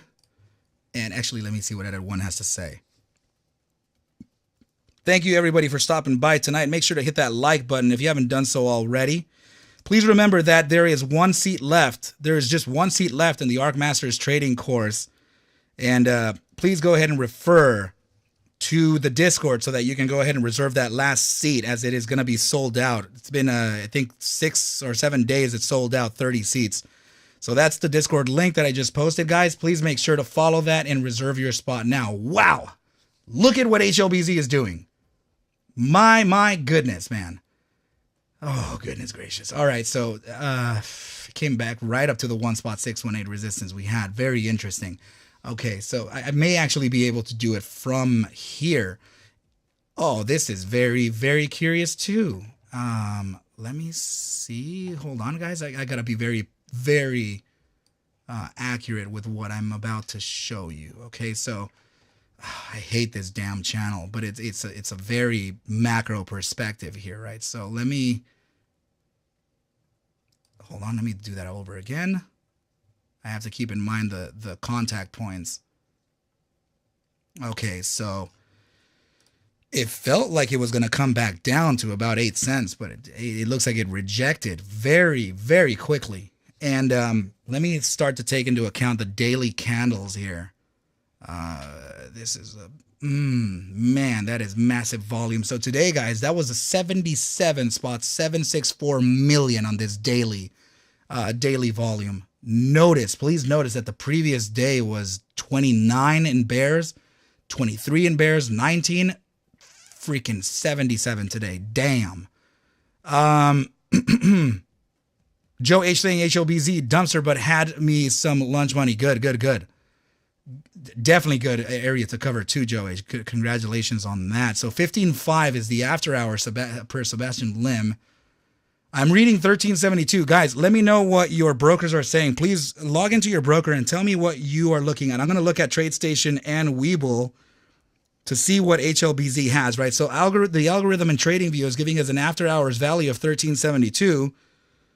And let me just pull up Webull for myself. So it's showing 1540 in Webull. And let me pull up TradeStation to see what closing value after hours it has. Mark Roach giving me 1440. That was a Webull. Let me actually pull up. I'm pulling up my TradeStation right now. So let's see what TradeStation has. It's just sometimes I have to have a big boy broker too, right? I have two, Fidelity and TradeStation. But then I also have the Webull one, and I think I still have a Robinhood too, but I never ever use that. I think there's only like $40 in that.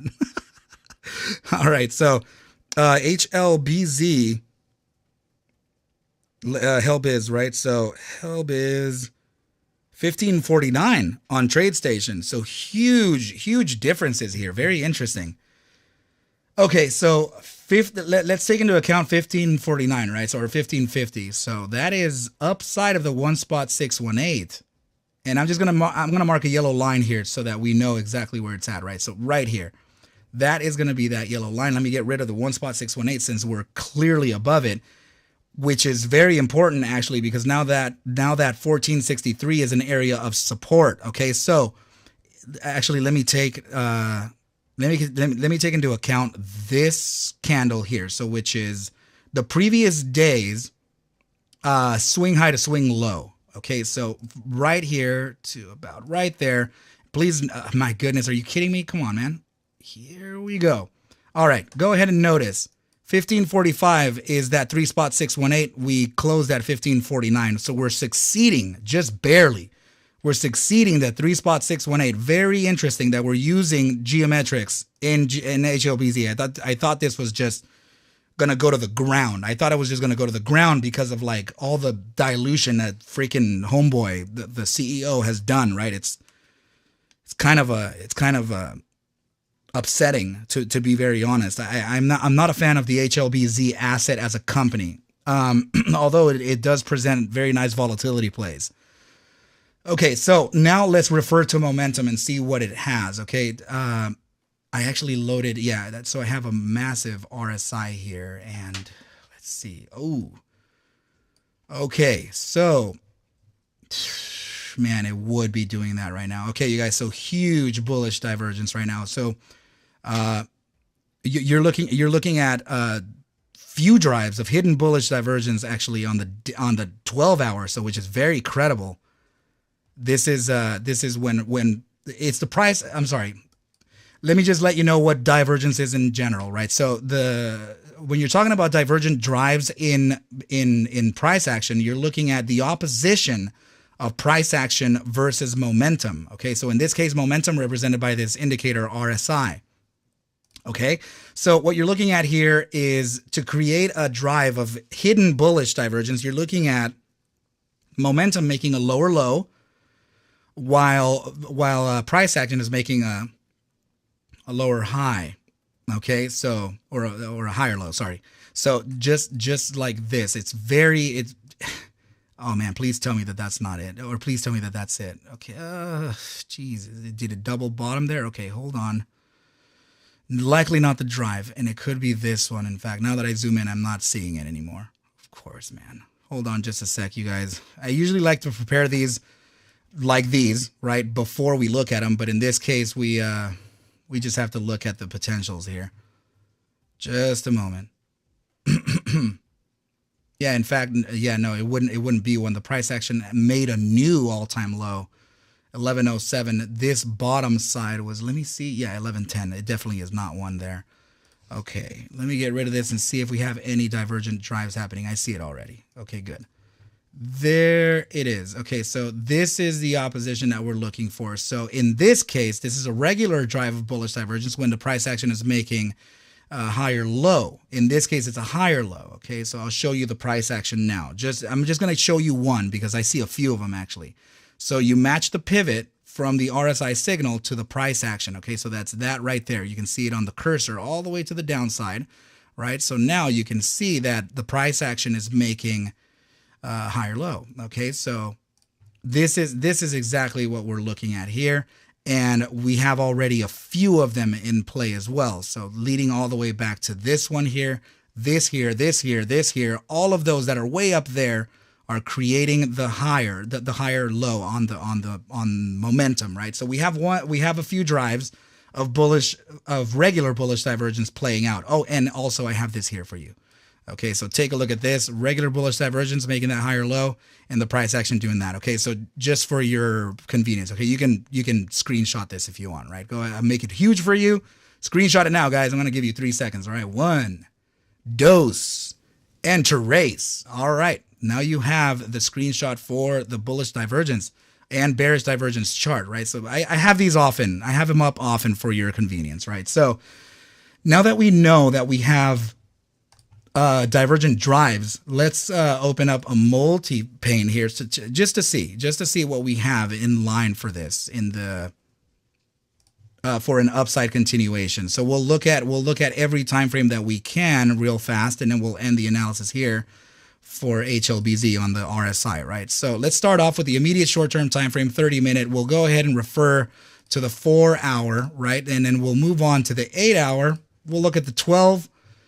We'll look at the bi-daily and the 3-day as well. Okay, so actually the 5-day. All right, so now in the 30-minute immediate short-term time frame, we're suggesting an immediate upside, and we're using that 14-day simple as support. And now we're approaching that gravitational zone, so this is likely to continue on to the upside in the immediate short term. Okay, so this little pivot I don't trust, and this could be a fake out for the bears. Okay, so this is, in my own personal opinion, I think it's still suggesting an upside continuation here. Okay, this is particular to the 4-hour. Now the 6-hour is just mooning, right? So it's very nice. The only danger that I see here, and it's, I mean, considering that this has such, I mean, this is probably a 96% slope or degree slope. The only danger I see here, and it's not relevant actually too much, is because we're in that gravitational zone of the bear weakness percentile, which would essentially pressure us down, but I really don't see that happening. So now on the 12-hour, we actually have one of those tiny pivots again, but notice that we're in the gravitational zone of the bear strength percentile, which would essentially pull us. Okay, so now going into the bi-daily, we can see that there is a limited upside, potentially facing that 14-day simple. This is quite a distance away, by the way.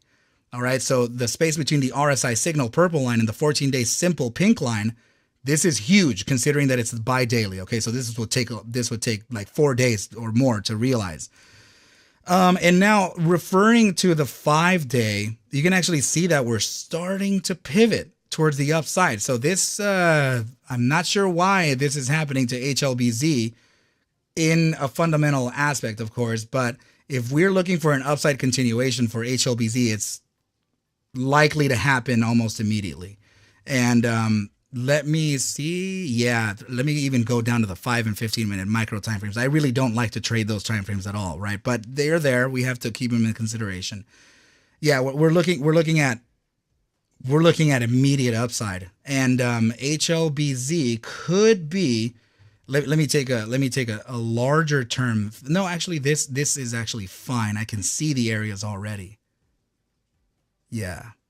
Okay, so I'm gonna give you a range here. Okay, so it's very, very likely. I'm looking at this contact point here of the opening of this candle here, the closing of this candle right over here, right? The closing of this candle here. So that area is what I'm looking at as a top side. Okay, so just like this, I'm looking at about 1658 to about 1703 for the next 2 sessions. If we can get that thrust, this may actually realize in the next day.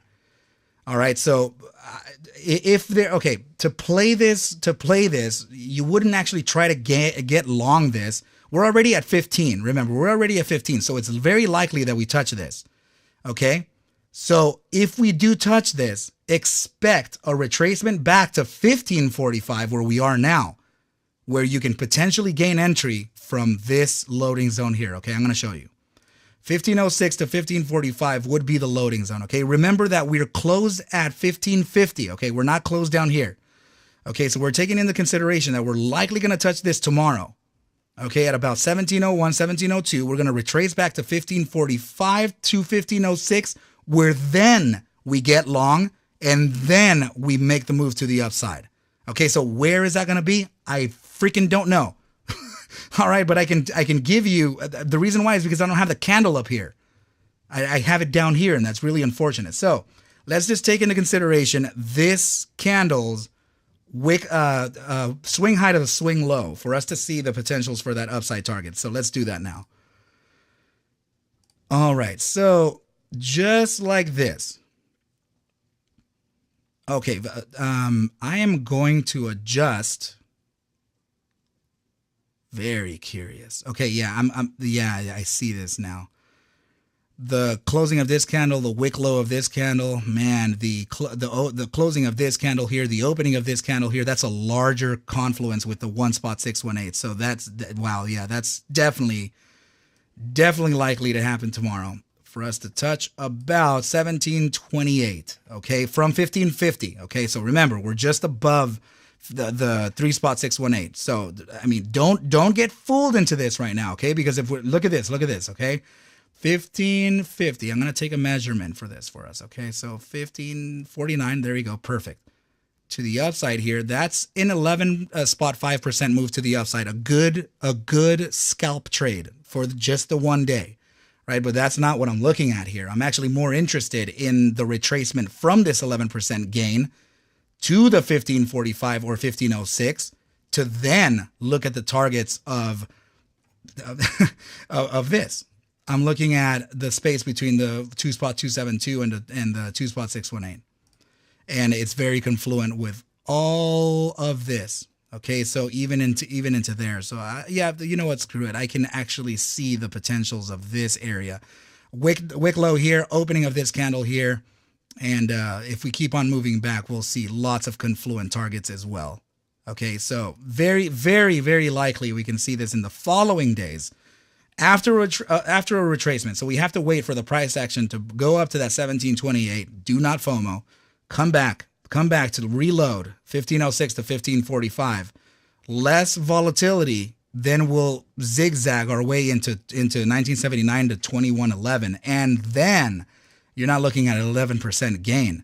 I'll take it from the top side, 1545. To the lowest end over here, you're looking at about a 27% play. To the top end of this, you're looking at a 38% gainer. Okay, so that's essentially what I'm looking at for HLBZ. And I think it's lucrative enough to get long this stock. And now, let me actually refer to momentum and volatility as it is kind of curious to me. Okay, so huge upside pivot on momentum already. Oh, so the signal the signal fired. It's at break even right now. So the signal just fired, right? So as soon as we have both of the upside pivots from beyond the 15 percentile and stochastic momentum to the upside, the signal just fired. Okay, so this is likely to make a pretty substantial move to the upside. So as the last time this happened, when we were in critical contraction down here, we faced this upside. Oh my God, no way. This is what happened the last time we were in contraction from here to here, which is also something we saw. But but yeah, so this is preparing that similar move again. I'm not saying that it's going to move like violently like that 400% or whatever the crap that was. I'm just saying that it's preparing a pretty substantial move to the upside, of which the earlier targets are likely to be to the 21 cent target, right? And then following into 25 cents. Okay, so if we really do have all this space to go and this thing can just kind of maneuver like that, then yeah, I can actually see over the span of the next 2 weeks reaching 27 cents. Huge upside here. Okay, you guys. So that's, I hate the company though. Know for a fact that I'm not a fan of that CEO whatsoever. You're looking at a float of 200 million with a market cap of 36 mil. Okay, so that just shows you how dilution is affecting this, right? So yeah, these are volatility plays. They're not company specific plays. I'm not telling you to like this company. I'm not telling you to hate this company. I'm telling you to look at the charts and trade the volatility runs. Nothing else. Okay. No, I'm not a financial advisor. Okay, you guys, take whatever I do show and iterate within these videos as just a form of entertainment. Let's rate it. Chat, let's dive in. D- would be your max loss for the day, okay? Your D+ is actually break even. What is it going to be rated? D- to A+. Now that we know the play, now that we know the loading zones, now that we know the top side targets, what are we doing for this? 276 mil. Got it. Oh, right. I guess it would be including this. Thanks, Alex. Really appreciate that, my dude. And Mark Roach, yeah, my man, not a fan. So what's going to be the rating here, you guys? Look at the daily and the bi-daily. Yeah, sure. Let's see. So the move already started to the downside. So this is now Okay, I'm not particular to the daily. This is definitely where I'm more particular. Good eye, Sebastian. This is a freaking good eye. Holy goodness, this signal is just about to fire. Immediately about to fire. Holy goodness, guys. This this is about to freaking pop open pretty hard. Oh my God. And yeah, that's pretty cool, man. That's pretty cool. Whatever's happening here is about to explode, especially that's the bi-daily. So it's now backing my thesis of this taking, I don't know, maybe a week or 2 weeks to get to this topside target. But it's looking like it is going to do it. So we have, let's see. So we have Joe H giving it a C minus. Michael Dixon giving this a C plus. So we have a D minus in it as well. Okay. Thank you, bro. And Mark Roach giving it a B plus. We have a C minus. Okay. So, let's see, batter. I actually have not talked about AMC. No, I have not, but I did release a video actually about an hour ago. Okay. So, and it's very important that you watch it because I expressed some clear targets there. Yeah, this thing is about to take a serious ride, guys. And my goodness, man. So the buy daily, man, when we're looking at upper time frames, volatility versus momentum, that equals a larger move to the upside, hence GTII. Okay, so I was able to look at statistics on a 3-day back test. Okay, of now it's a corrected move of 971% to the upside based on the somehow new data that just magically showed up for the rest of the trading history on it for some stupid ass reason. TradingView like super fooled me there, and everyone else too, for weeks, by the way. So now that we have all that extra data from the actual time that it started publicly trading, we've made 550% of that 971 thus far. Not done. GTI is not done. So this is why I'm saying that upper term time frame volatility runs, whew, this could be very powerful. All right, so Sebastian Lim giving it a C plus. Harsh, CLNV. If you can actually rewind the video, look at the time right up here, right? You see it? We see where my mouse is? So right up there is my time. Go back to about 10:45. I think that's, or 10:40. That's right around where I looked at CLNV real quick. So Sebastian Lim said he saw it and got in real quick. My bro, you are freaking for real. I'm going to dunce you, bro. I can't have you degen like that, okay? We need to wait for the signal to actually fire. You want both of the... Sebastian, dude, you are really something else, man. So check this out. We want both of these signals, okay? The K% and the D%. K% and D%. We want them both pivoted towards the upside alongside the volatility contraction, okay? So when you do have that clear upside, that's an official firing of the signal, and then you can make that upside move, okay? So just bear that in mind, okay? But a lot of time frames are already in critical, so that's further validating an upside. So Hound saying, I have a thing against dilution machines too. Don't like wondering if the CEO will pull the rug. Yeah, on a run-up, man. I totally agree, man.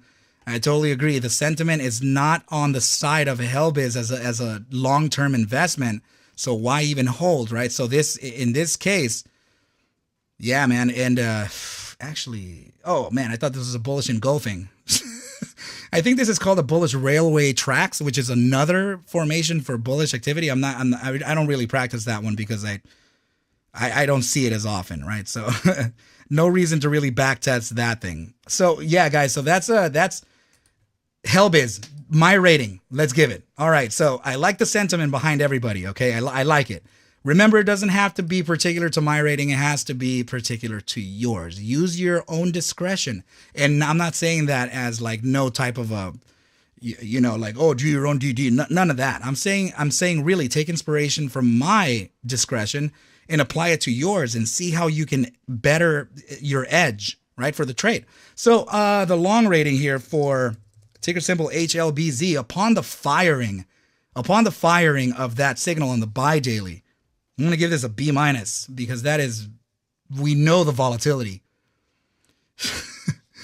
So it's not there yet, okay?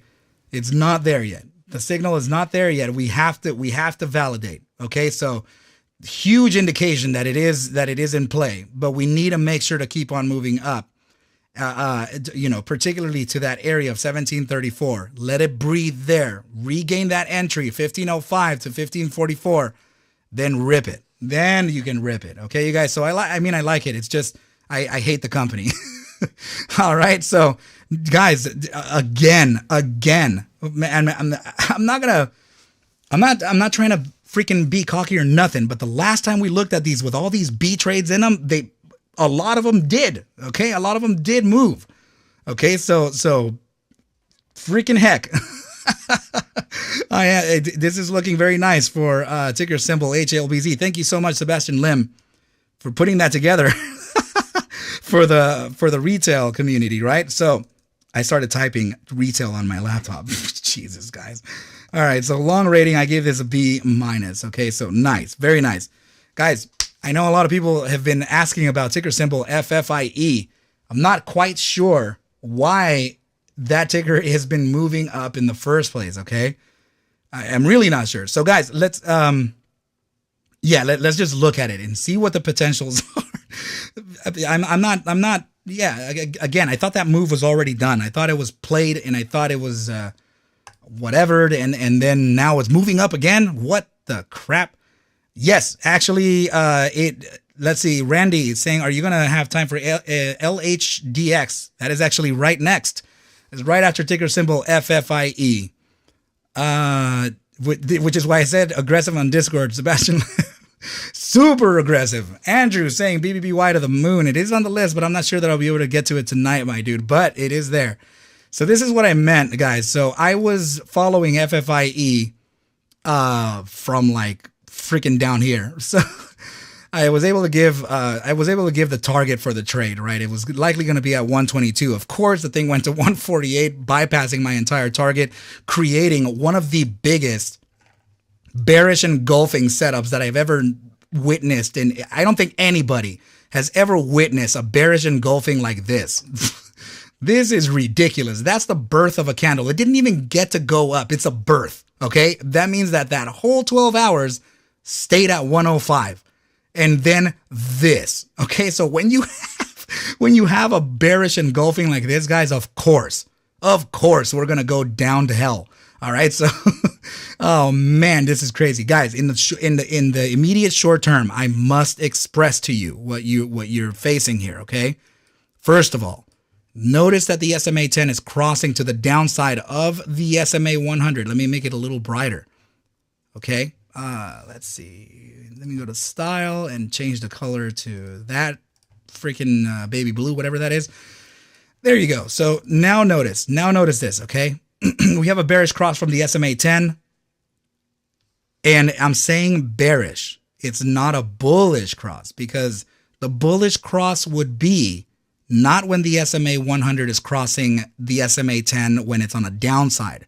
When it's a bullish cross is when the SMA 10 is on an upside and then the SMA 100 crosses it. So there's a big difference.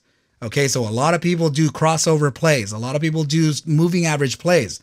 But a lot of the times you're not backtesting how often this is actually played to the upside based on a descending average rather than an ascending average. Okay, so very important trick for you guys. More of the things that we're going to be learning on in the master's course for my trading thing.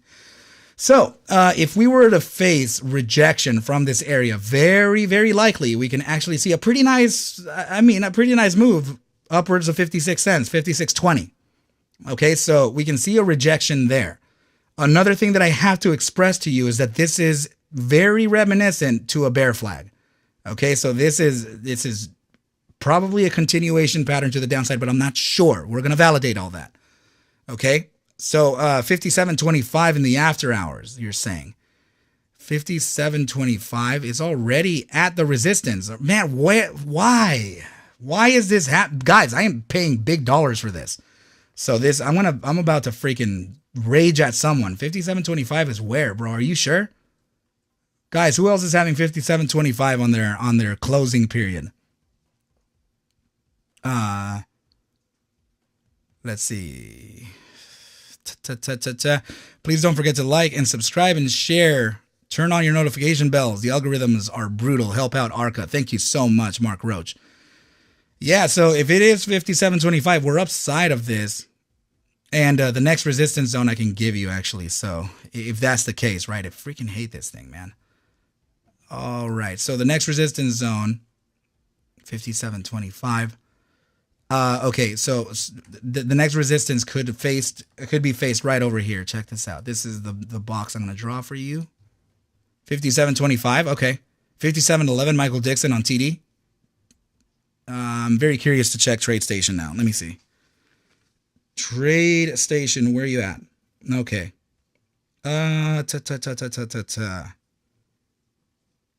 Okay, let me go ahead and open my quotes and add ticker symbol FFIE.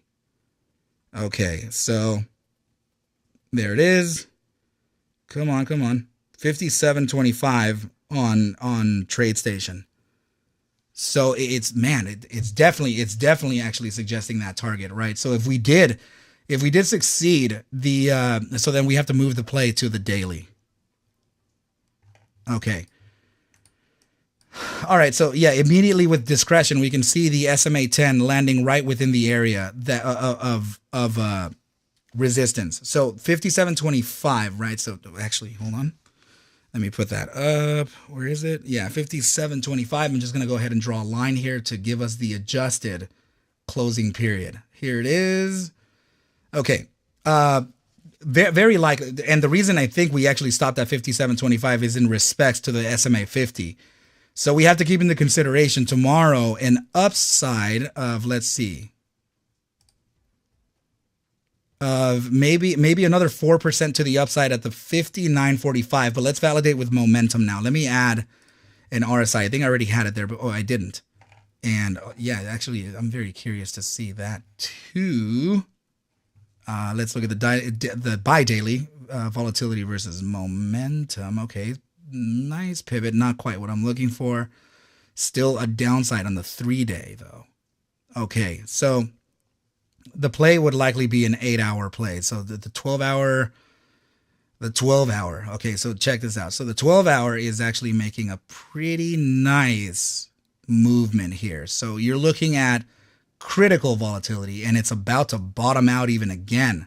I know it's hard to see that dark blue line, but this one here. So this is potentially going to max out, and momentum is suggesting an upside now, but I would like for this to be pivoted even more. We need one more kink, one more notch, right? So if that's the case, you guys, holy goodness, this is playing a volatility run, and it's on the 12-hour. Oof. Let's see. I'm going to minimize this just a little bit and see what happened here. Oh, no way. Oh, goodness gracious. Ah, look at that. I think I have the results for a back test already. So yeah, I do. Okay, check this out.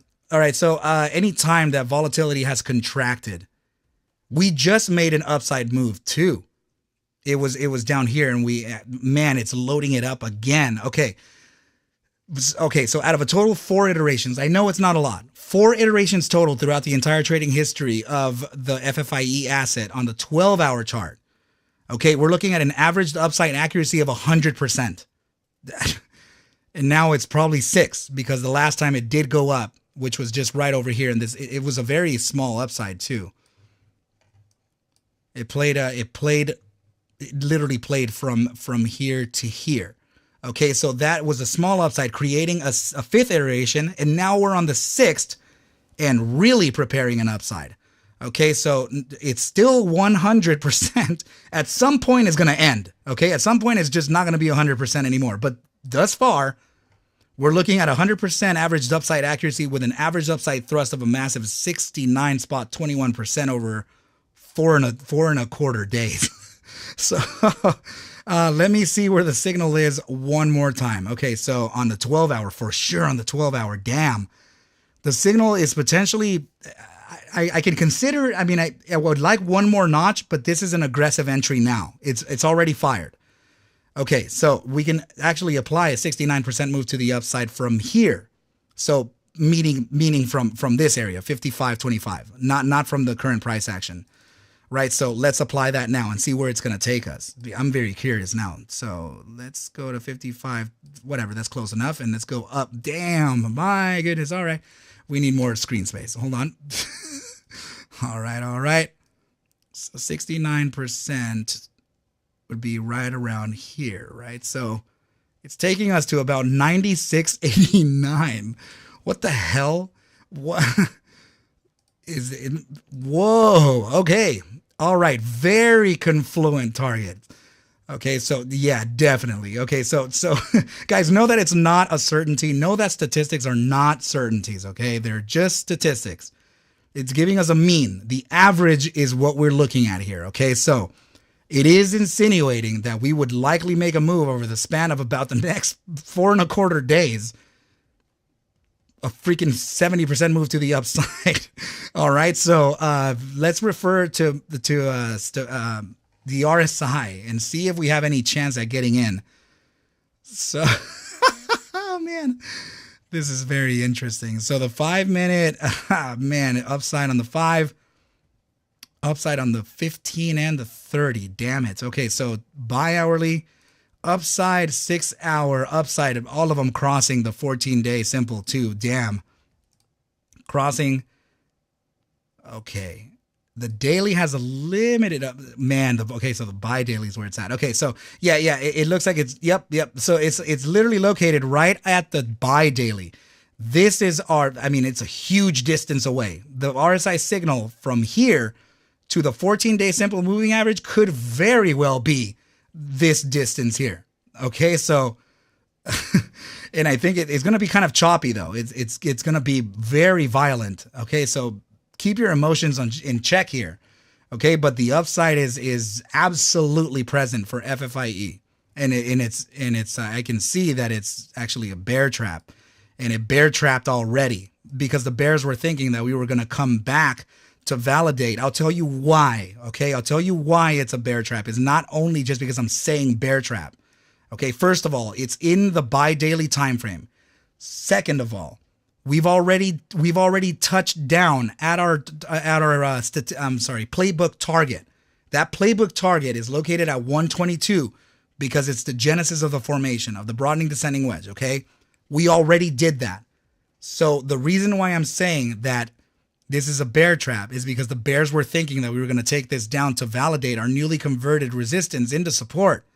But we don't have to because we already touched the target. That means that that's invalidated now. That thesis of coming back down to this support is invalidated immediately by that fact that we touched it. Okay, so we used bears as liquidity here, longs, right? And now this is setting up a volatility run. And using the bears as a huge amount of liquidity here. Okay, so it was a big liquidity trap here, you guys. So this is suggesting nothing but upside for statistically speaking.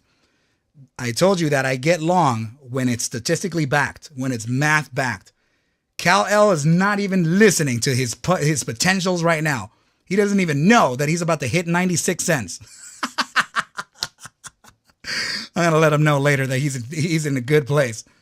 All right, so very good for FFIE. Guys, this is going to make a very, very, very powerful run. Miss L saying that Cal-L is sleeping. Guys, do not bother Cal-L or I will destroy you. I will short you. Me and Joe H, we will come down and short you. Oh, my goodness. All right, guys. So yeah, FFIE about to return a lot of gains for people. This is awesome.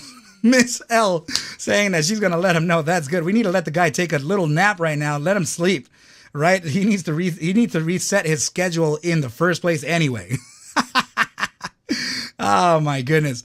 All right. So guys, let's rate the trade. What's it looking like for FFIE? Now that you know the stats are backing it, now that you know the geometry is backing it as well. I mean, I can take another fib if you want and a longer fib, right? So let's just see if we can do that. I'm not sure that it'll actually reach the top, but an overall last 2-day iteration, right, to the swing low, sorry, to all the way to the swing low.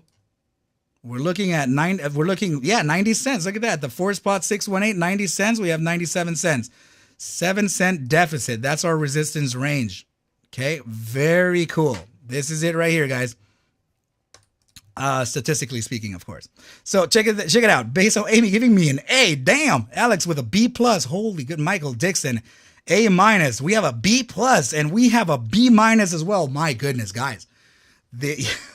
Yeah, the signal pretty much already fired, right? So this is already going to make an upside. So if I were to just trade this myself, I would actually wait for a small pullback. Okay, so if we were going to look at a pullback, it would likely be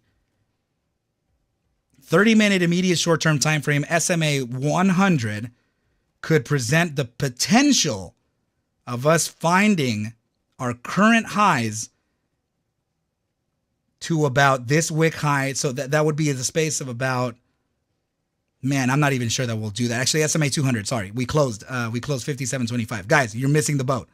You're dropping the ball. All right, so yeah, we're looking at, let's see, the move to the SMA 200 and likely to come back to about the 58.34 to 57.25.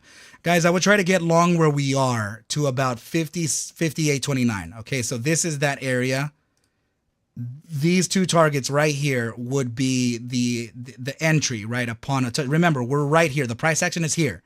Okay, so this is where the last candle closed. So we're looking for a resistance from the 30-minute SMA 200 back down to I guess the biggest, I mean the most lucrative area would be 57.25, right, and then 58.31. So that's essentially what I'm looking at. And this is, man, oh, yeah, FFIE is bipolar. Yes, it definitely is.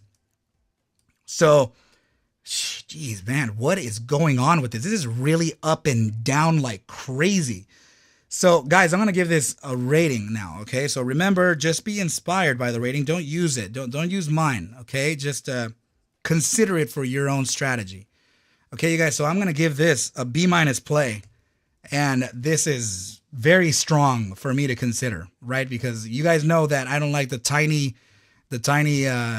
everythings, right? So I usually don't like to play them, right? I like the float sitting at 430. I like the cap sitting at 386. That's absolute minimum. I would rather this be in the 500s, right? So it's still considered micro in some way, right? I mean, small cap, borderline small cap, right? But volatility, statistical plays are actually the way to go. Okay, so this is definitely suggesting an upside continuation. Remember your loading zones right down here. And don't FOMO in, guys. Don't FOMO in. Let it pull back from that SMA 200. Let it come back. Because that's usually what happens. It usually happens like that, right? This is why a lot of the times you say, damn it, I just got in this ticker and it's already in the red. Well, it's because we're chasing it. Don't chase it. Let it come back to your bid, okay? Let it come back. All right, you guys, so FFIE with a solid B minus. Guys, that is yet again another freaking ticker with a B rating. There's no reason we're not making money right now, okay, you guys? This is good. This is very good stuff. So let me just go ahead and make sure to put down on my notes here that we're giving this a long rating of of a B minus. Ooh, man, these are hot plays. So I want to take a look at now the next ticker. Guys, so I have room for two more tickers. We're going to be looking at LHDX and ticker symbol TELL alongside kind of two tickers at once, BOIL, right? So let's go ahead and now move on and try to finish this analysis up. I love it. I love where we're moving. I love where things are going. Guys, this is incredible news. I was trying to see if I actually had LHDX up already, but I really don't think so. Yeah, this is the one that we're going to be looking at. So actually, let me push this back. And LHDX, where are you? Where are you? Where are you? I don't see it. It's okay. We're just going to go ahead and load up a new instance of this. Okay, you guys? Yeah, man, FFIE. Upside, upside, upside, upside, man. Jeez. So cool. So cool. Very cool. All right. So, yeah, let me just go ahead and load up a new instance of LHDX, and this is actually something that I talked to somebody yesterday about. I'm not exactly sure who. Oh yeah, Sebastian Lim. I gave him my target of about 57.56, right? And this thing just ran to 118. Cool. Nice. and resisted right at that SMA 200. This is what I'm telling you guys. TRK, I'm sorry, for FFIE, wait for that SMA 200 resistance, right? So very likely to happen like that. All right, so Michael Dixon saying good night, folks. Got to watch GTII before bed. Have a good one, my dude. Take care, be safe, and thank you for joining us tonight and participating. Very good stuff, very good stuff. All right, so yeah, Sebastian Lim saying LHDX, be very careful. This is huge, huge overextension already, you guys. So on the daily, and oh man, all right. So let's get really, let's see what it can do. All right, so I'm trying to see if there is a formation in play here. It looks like there is, but this is a very sideways channel. I'm not really the biggest fan of things like that, right? So if I were to be, yeah, let me load up a new instance of this so I can show you what I'm seeing, as I didn't actually see this the last time I looked at it. So what time frame am I in? This is the 12-hour and the 12-hour here. Okay, so I mean the potential is there. It's there, right? But I'm not sure that this is actually what's happening, right? So, and I see several contact points. So and now this here, I'm not sure that is, if that's the case. No, it's actually like, hold on just a sec, guys. Let me try to push this in as much as I go. Oh, I think this is it here. Okay. All right. So broadening descending wedge. We have test 1, 2, 3, capitulation, and 4. This is very dangerous right now, guys, because for 2 reasons, okay?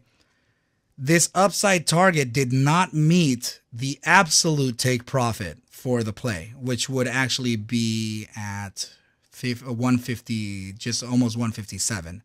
So this could be the area where it can eventually go. But hold on, we have to see if it's gonna actually do that, right? Because notice here that on the 12-hour time frame, we never actually came back to validate this. It doesn't have to happen every time. I'm just saying, I'm just putting it out there that we haven't come back to test that newly converted resistance into support. Okay, holy crap. Hold on, guys. I'm getting really hot now. This is making me really think a lot, and I need to open up the window. Ooh. It's making me feel like I'm going to freaking make people lose money. Ugh. So let me open up this damn window. I'm getting all hot and bothered over here. Oh my goodness, man. Guys, please just remember, just be so freaking careful when with overextended plays. We don't want to do that. Hold on, guys. I just got to make sure this window doesn't blow. There's a huge windstorm outside, too. Hold on. I have those blinds that are like made out of wood, and like they have like this little wood stick in the middle of them, so you pull it down and it opens up all the blinds, right? So I just have to adjust them, and I have also some stops for my window so nobody steals my stuff. All right. Man, LHDX getting me all hot and bothered. Okay. Let's see.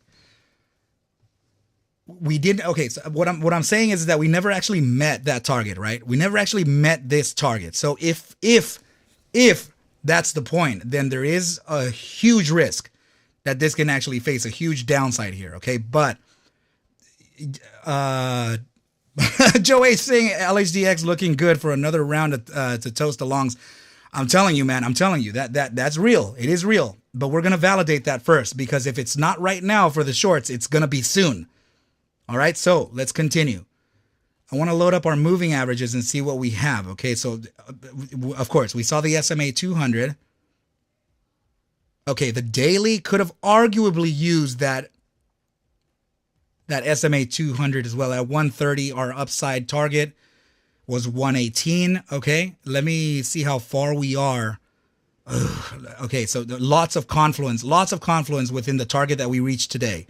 Okay, the SMA 200 located 129, and the SMA 50 on a 3-day. So resistance there. I see all the resistance touches now. Okay, so the 5-day is suggesting the topside target on that SMA 50. Okay, so another thing to notice here is that, I mean, check this out. Okay, so this is where it starts to get dangerous even for the shorts now. Okay, so I have to warn you about this. Okay, short sellers, hold on, because in 13 hours and 18 minutes, meaning tomorrow, we're gonna have a 5-day candle closure, and look what the hell is printing. Huge bullish engulfing. Okay, and on a 5-day. Okay, this, when things like this print, when bullish engulfings print like this. Oh man, oh man, oh man. This can really lead to a serious upside. And I'm talking about beyond 157.40. Okay, hold on just for a sec. Hold on, okay? Because that's what I'm telling you. I'm already seeing the things that are making me really nervous around this ticker, because this is seriously presenting a really strong opportunity for a lot of people here. Oh man, look at the 5-day volatility. My goodness, it is absolutely, it's almost capped. And another thing to notice is that it's almost capped back to back, and now suggesting an upside on the 5-day. All right, so the last time we were at critical volatility was in May 2021. And we made a move to the upside. Let's measure it. Let's just see. One other iteration where we did this, okay? So let me see. That upside move was about 109% to the upside, okay? And now how long did it take that move to play out? It took it about 81 days. I'm not saying that it's going to take 81 days, because please notice that the volume here, or the price action, is not anywhere near to the power that it's doing right now. So if that was a 106% move to the upside, what the hell is this going to be?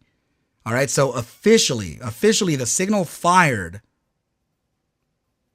Let me see. The signal just reset. The signal is literally just reset. It just fired today. The signal is officially fired on the 5-day today, and it's already made a move of, no, 600. Okay, so this move on a 5-daily has made a move of about 700% to the upside, and it's not done. It's just beginning. So hold on, man. Are you freaking serious? This is really something, guys. There may be a macro opportunity here, and oh man, hold on. I hope I'm not seeing this wrong here. 1, 2, 3. Fuck. Okay, so there is another danger for the longs too. Okay, hold on. I have to express the danger here, as I see why we resisted today. 1, 2, 3. What? 1, 2, 3. No, it's not a danger. Wow. Okay. All right. So man, this is really testing my wit here. Like this is for real testing serious wit. Okay, so it's a buy formation breakout. Okay, the reason why we faced this resistance here and capitulated was because we failed the broadening descending wedge in a larger time frame. We failed it. We made a huge upside move, closed right below that resistance range. We failed it. We tested it, right? And now we've succeeded it. Okay? So meaning that the fourth test is definitely valid for the smaller term time frame. This is a buy formation breakout, which is instantly very complex. Okay, so not everybody is seeing the damn 5-day. Who the hell cares about the 5-day, right? But no, Arca over here. Holy crap! All right, so holy cow! All right, so this is fourth iteration breakout, test number 1, 2, 3, 4. We're facing the resistance from test number 4, which is, by the way, confluent with the SMA. I have to say this out loud because I'm going to lose myself. Okay, it's more for me than it is for you. Okay, so resistance touch of the test number 4, of course, is a resistance and a reaction to it. Confluent to the SMA 200 12-hour, confluent to the SMA 50 3-day, and confluent to the formation. Okay, awesome. Okay, so this is prepping for an upside. The target for the immediate short-term time frame would probably be 160, followed by either a rejection or a wick up higher. Then we would come back validate this as a form of support, and then continue on to the upside. The overall take profit target for this, hold on. Okay, I'm not saying that we're going this tomorrow. I'm just saying that we have to play it smart. The overall take profit for this formation per the playbook rules is 11.21. We're at 93 cents. Holy cow. Okay, hold on. So the resistance range at the SMA 100 at $4.43 is real as well. Okay, as it does pertain to the 5-day SMA 100. It's very strong and it's very confluent too. Okay, so, oh man, look at this. Support, all this support, then resistance. Yeah, this is an inflection point too. Man, okay, so, man, this is super trying. This is very, very trying. Let's refer now to momentum. And I'm going to do that via the RSI. And I actually am curious to see what volatility is doing. Very likely, volatility is maxed out in the lower term timeframes with also upside pivots. Let's just see. Maxed out volatility upside, 3-day. Maxed out volatility 2-day upside. Holy crap. Maxed out volatility daily upside. Ooh, this is preparing a macro move, guys. Maxed out volatility 12-hour upside. Fucking hell. Okay, so now we have maxed out volatility 8-hour upside, 6-hour maxed out with an upside, 4-hour maxed out with an upside, maxed out 2-hour with an upside still. What the hell? And this is correcting on the freaking hourly with maxed out volatility. Guys, I wasn't even able to, I was able to tell you that every time frame would be likely maxed out beyond this, just without looking at it. Okay, so what is the hope here? 15-minute downside. Okay, so in 30, okay, good. All right. Oh, awesome. Here's our target. All right, so here's what we can use for the entry, because this is more than bullish. This is just explosive. Whatever's happening here is prepping. Okay.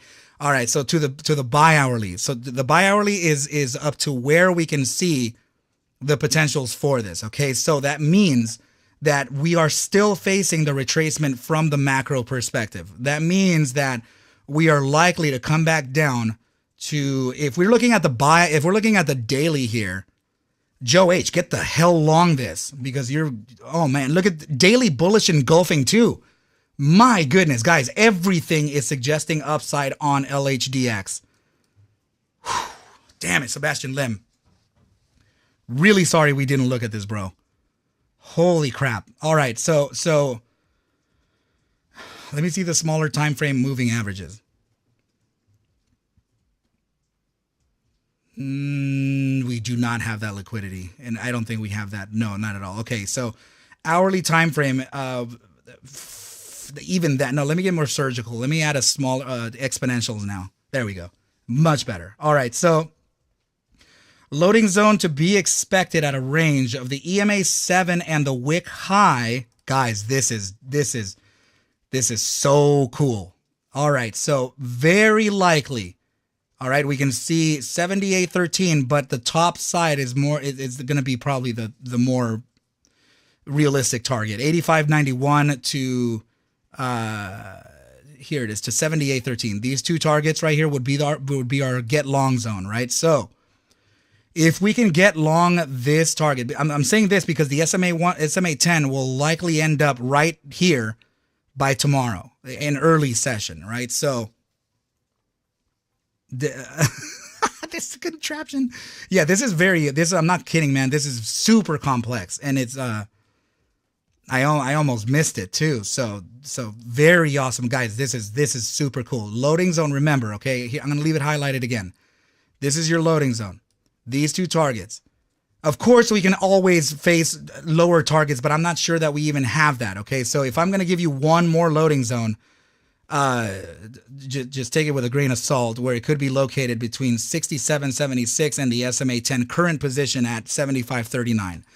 Okay, less likely, more than likely. Okay, so from this target, there's going to be massive day trading. It's going to be a lot of people like in and out of this all damn day and every day.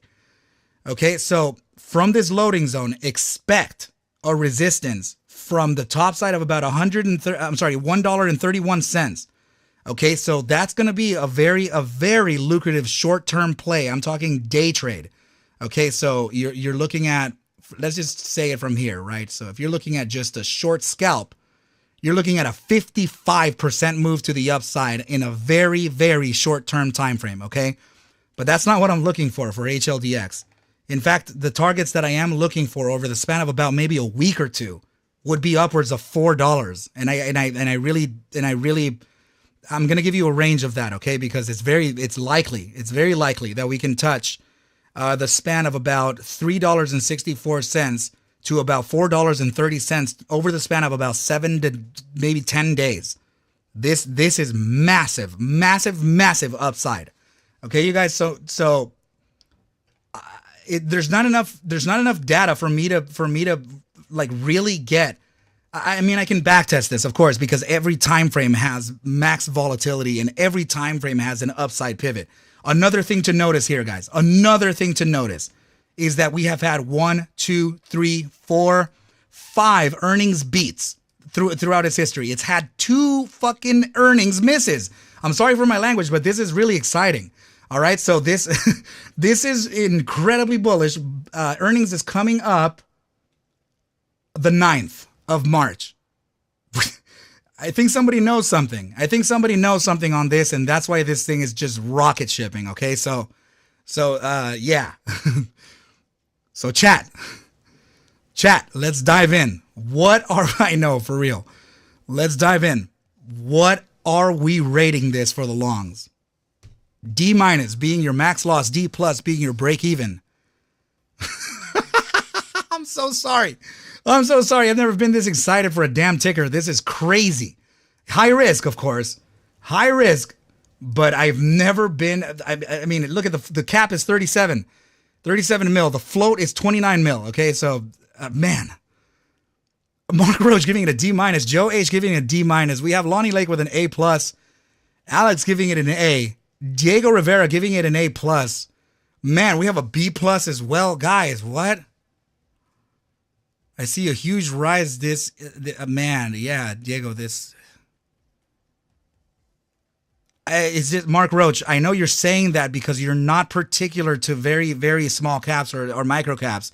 It's super important to honor the way you trade, and I really respect that of you. But when there is an opportunity to get long a different strategy, there's no wrong in actually feeling that, right? So Alex giving it an A for the language. Elegantly wasted, giving it an A+. Guys, this is huge sentiment. So Paul, they are declaring bankruptcy. That's why they have delist. Okay, but it's on Monday, no?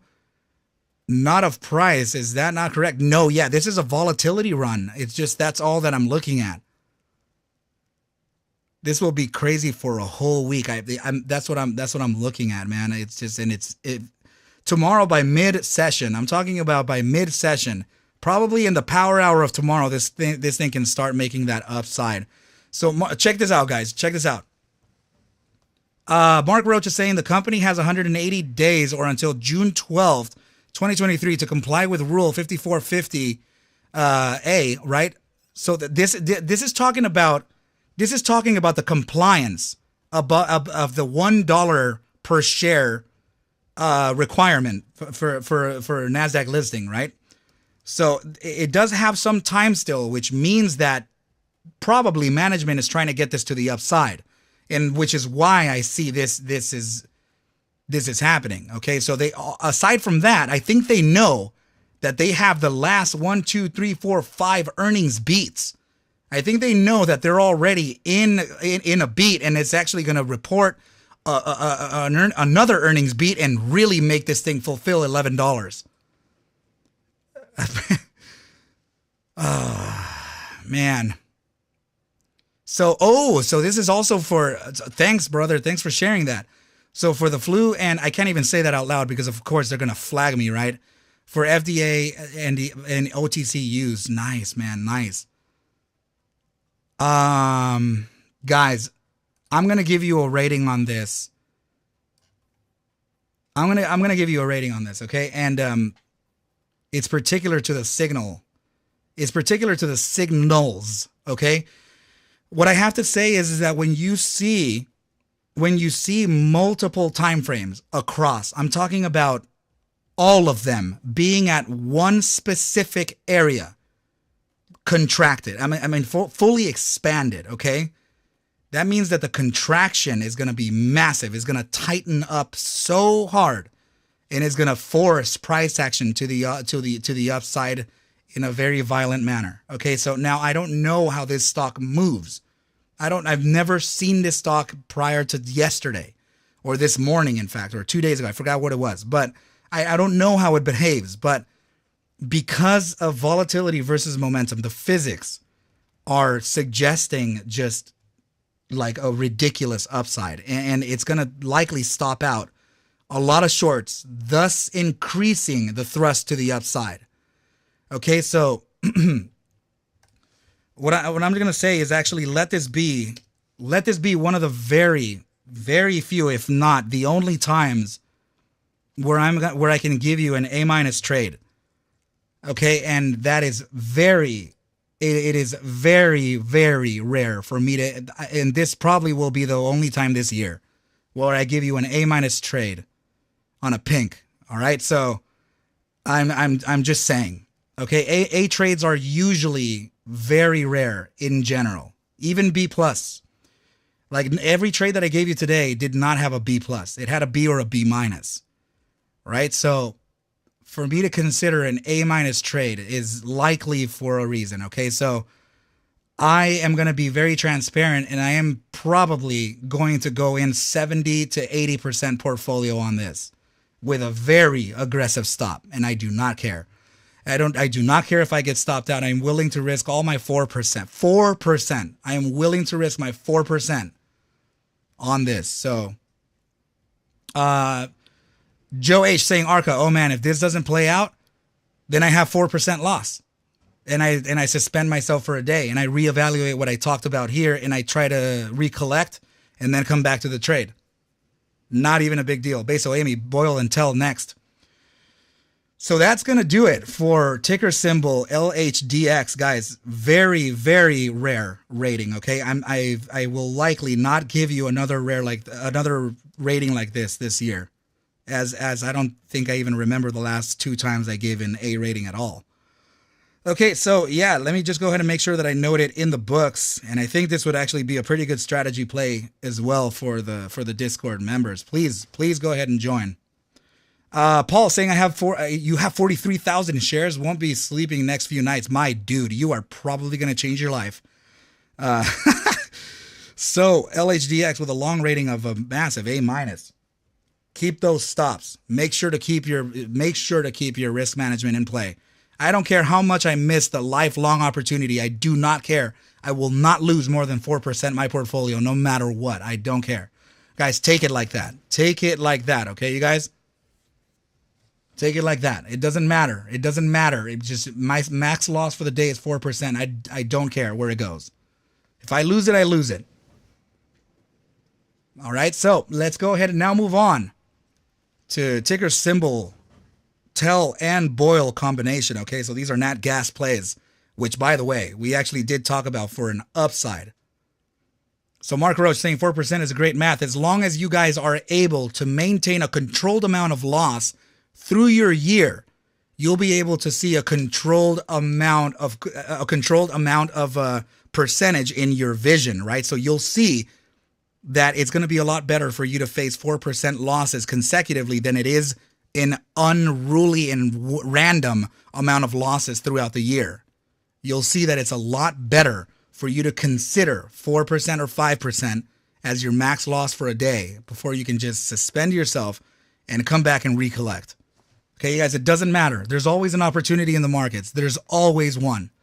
All right, so yes, this opportunity is awesome, right? But know for a fact that it's still 93 cents worth. At any moment, somebody can take profit and make this thing just capitulate, right? So Batter saying LHDX is trading on NASDAQ, right? So, let me see. I thought it was a NASDAQ. Yeah, it's trading NASDAQ. Yeah, this is definitely one. All right, guys. So let's go ahead and now move on to ticker symbol TELL and BOIL. I want to actually, these are actually huge plays as well, guys. So TELL and BOIL were ones that we looked at a few days ago, and we noticed that they were about to make some huge upside moves, and I'm not even sure if they did. So, oh, it looks like it did, and it's setting up the volatility run too. Nice. Okay, so there could be some reaccumulation before a continuation onto the upside. Mark Roach, NASDAQ for now is right. All right, so let me see what where did I put it? I put it somewhere here. I think this I thought I just brought it. There it is. Okay. Guys, wow, man. So the upside continuation, the firing of the signal for volatility versus momentum is definitely in play and now has reached the bullish control zone. Okay, so this is suggesting upside, and now volatility is starting to expand even more. So this is okay. So this is likely to continue on to the upside. Okay, so let's see. We're gonna daily RSI still suggesting an upside. Incredible. Okay, so now particular to TELL though, I think TELL may actually be looking for a type of reaccumulation. Paul, thank you so much, my dude. That really means a lot. Thank you for your donation, my friend. That I love it. Geez, man. So let's continue on here, guys. Huge V-shaped recovery, very rare. Okay, so let's see the 30-minute momentum and see what it's got. Okay, so very limited downside here.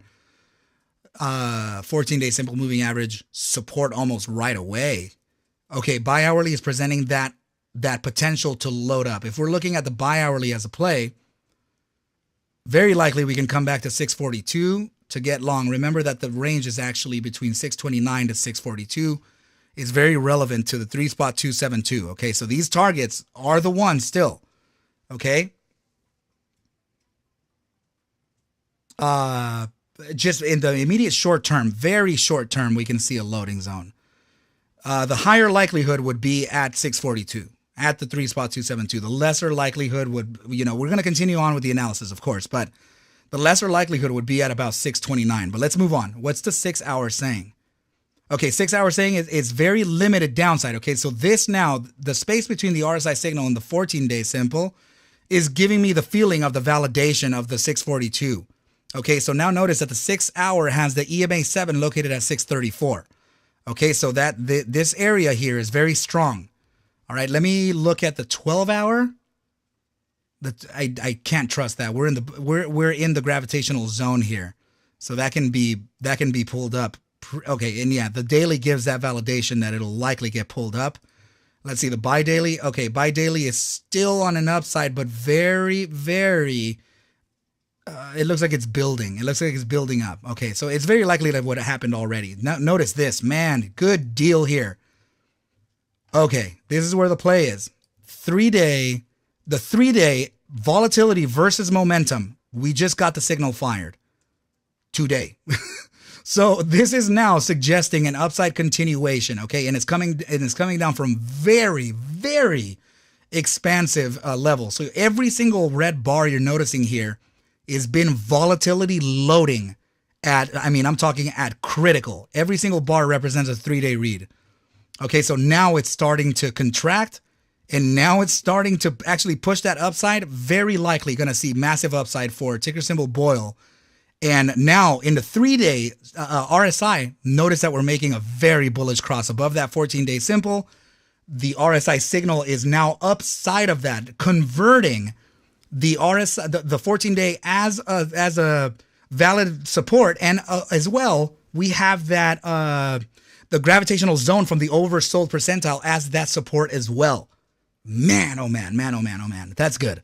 That's very good stuff. Okay, so this is suggesting huge upside, huge upside. Okay, so Upside on the buy daily, man. Okay, and also contracting. Yeah, this is good stuff.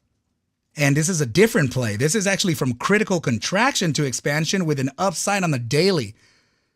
Very interesting. Very interesting. Okay, so yeah, this is pending. This is pending a little bit of a reloading zone. I'm going to give you the overall range. Okay, so I'm really favoring 634 to 642, but we have to keep in mind and just bear this in mind. 628 to 642 is your overall loading range. Okay? So, if that's the case, we would then favor the 3-day volatility versus momentum run. Let's see what the 5-day is saying. Man, the 5-day is prepping it too. Look, we're starting to get the first signals of an upside continuation here from maxed out volatility. We've been maxed out from January 18th to now. It's been a couple months of just build up. This is likely going to explode, okay? And it's not that it hasn't already, but man, look, geez, yeah, this is likely going to continue on to the upside, guys. Something is building, something has already built and is literally imploding right now. So targets for the upside, very, very likely. Let me actually look at the buy daily for that. Okay, notice on the buy daily, we have the SMA 10 and the EMA 7 as support now. Okay, so good. We have that support. In 12 hours and 52 minutes, if we close this candle iteration, the buy daily candle, if we close it above the range of $6.26, expect an explosive move to the upside. 12 hours and 52 buy daily closure. Okay, so let's see. I can't actually see the closure until market open for the other ones. Man, the 5 guys. Yes. Okay, so the 5-day, if we close above $6.26, 12 hours and 52 minutes, that's going to be today, all right, because it's already after midnight. If we close this above 626, this 5-day, this is going to explode, okay? This is going to be a very, very explosive move, okay? So this is confirmation. This candle would be confirmation if it closes above 626 in 12 hours and 51 minutes, okay? 5-day iteration, that's massive. That is massive. That is for sure, like giving you that, okay, if I close bullish, then volatility and momentum are suggesting that upside.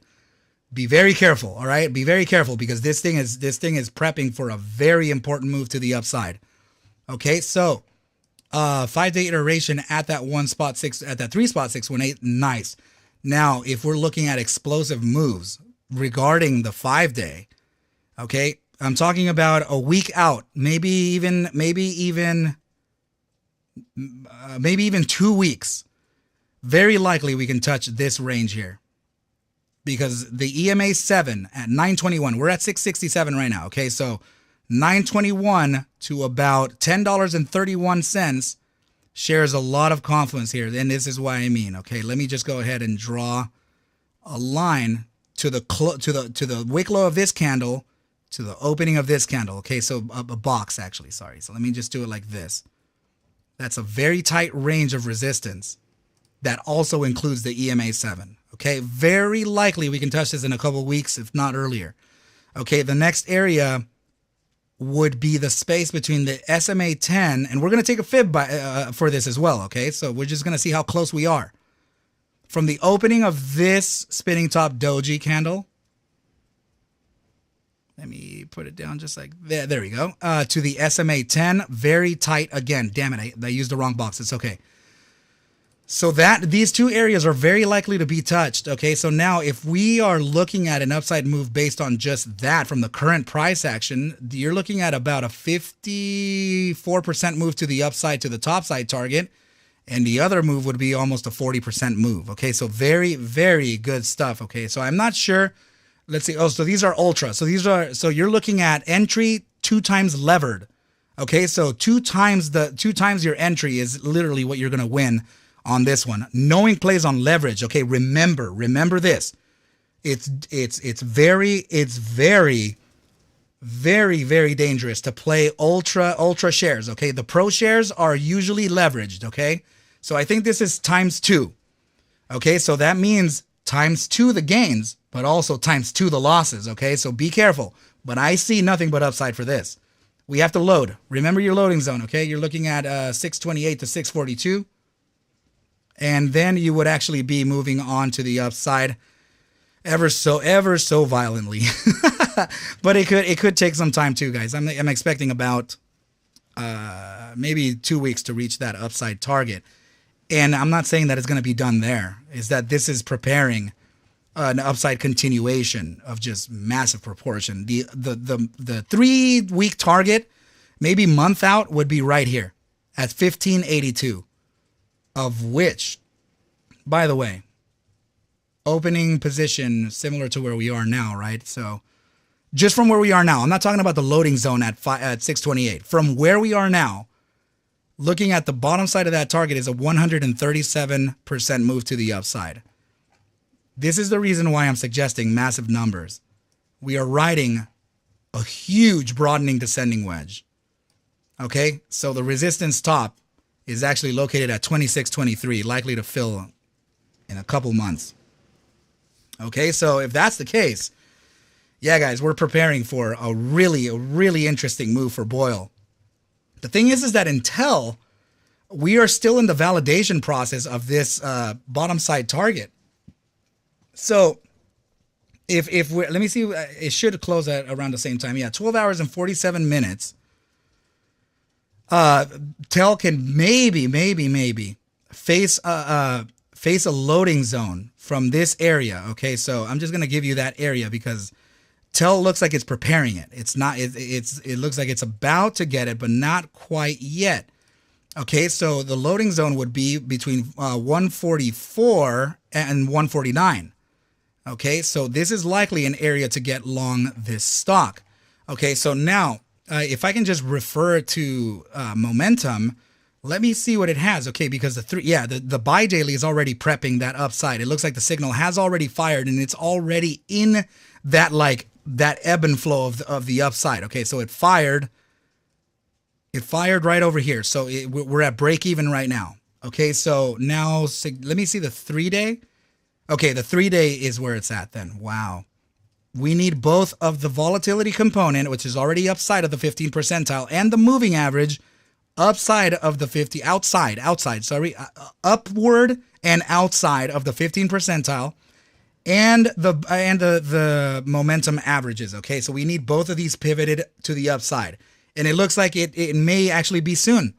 And this is, I mean, coming from contraction to expansion, and from a very low area. I mean, it was almost maxed out, and having an oversold position here in the momentum is suggesting a powerful move to the upside.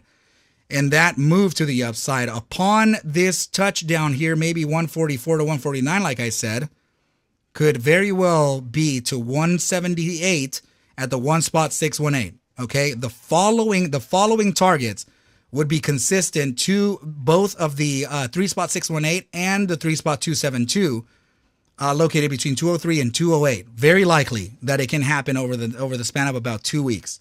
Okay, so now if you're taking into consideration entry from the lowest point, the lowest point of the first area is a 23% gain.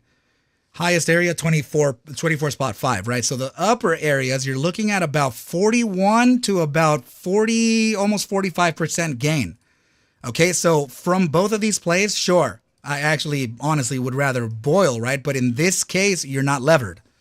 Okay, so TELL, although still a nat gas play and a safer play, BOIL is actually still more lucrative, and also for the fact that it's 2x levered. But remember that 2x levered both down and up. Okay, so you have two versions of this play. Okay, so I know cold is another one that actually plays alongside this. I think it's inverse too, right? But I think these are awesome. I think these are awesome opportunities for us to take a look at. Okay, so you're looking at about a 50% gain on not a 2x lever, and you're looking at about a 100% gain or more on that. Man, look at that LHDX. And you're looking at about 137% move to the upside on a 2x lever. So 272%. Oh my goodness, man. So guys, what are we rating? First of all, let's go ahead and rate ticker symbol TELL. The last time we rated it, it was a B+. What are we rating this? D- being your max loss and D+ being your break even. So what is it looking like? Let's rate it between D- and A+. What is it looking like, chat? Let's go ahead and dive in. This is our prep here, guys. This is our prep. Mark Roach giving B+ to ticker symbol TELL. What is TELL getting, guys? I'm not gonna lie, man. I'm if I want to be completely transparent with all of you here, I'm gonna you know what? Just to keep it simple, I'm gonna tell you right now that I'm gonna maintain my B+ rating. So does levered mean it moves more drastically? No, Hound. That just means that you have two times the buy. It doesn't include volatility. It actually just includes the gain. Baso Amy giving it a B+. Nothing changed. We have a D rating. JDXL giving it a B, and we also have a B for TELL. So I'm maintaining my B+ on this, guys, because this is absolutely the type of small cap that I trade, and I'm talking about the float, the market cap being at 839 mil, well within my range. I usually consider about 500, and the float being at 521. Usually I max out at 1 billion. This is very much within the areas of small cap that I tend to trade. This is what I specialize in. Okay, I love these. Okay, so let's see. Was the upside target for BOIL 1582 or 2623? I'm going to go over that right now again. BOIL, how high can it go? We'll figure that out. Okay, guys, so we're going to maintain this at, let me just go ahead and make sure that I can separate these real quick. Hold on. So TELL, geez, good stuff, guys. Very good stuff. We have awesome plays. No reason we shouldn't be making any money coming in the days, okay? Straight cash. Let me finish this up, and I will look at that for you. Okay. So yeah, guys, ticker symbol TELL, right? Let me give it the long rating of a B+. Lots of B's. Wow. I'm even surprised at myself. I feel like, am I being irresponsible, or what's happening here? Is this for real? The huge pivotal change in the markets, man. All the geniuses are going to start coming out. You're going to notice all the influencers, the ones that never existed before and existed before, they're going to come out of the woods and they're going to be like, I told you this was going up. I said it. I called it. Guys, never refer to me as calling anything. I don't call anything. The math says what it says, and that's what it does, and that's what I iterate to you. If it wasn't for math, I would not be here. So, yeah, so now ticker symbol BOIL. Let's go ahead and go over that because, my goodness.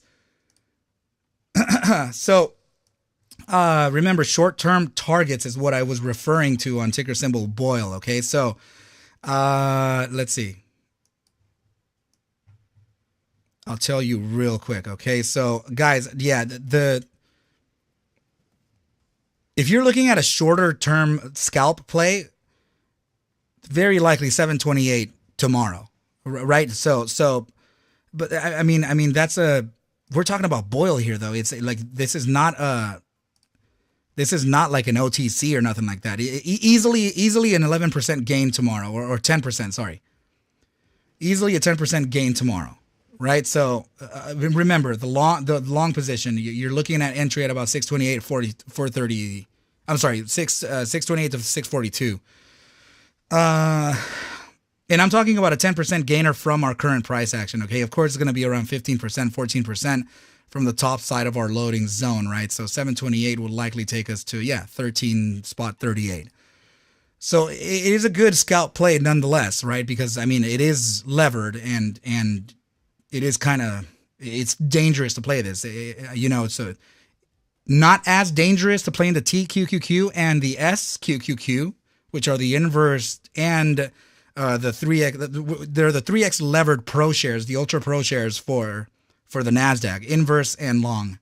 Okay, so yeah, so the upside targets that I'm looking at in about a week or two, it's going to be let me give it to you here. So it's 910 to about 923, and the secondary, 910 to 923 in about 2 weeks If it maybe even sooner. It's just massive volatilities coming in.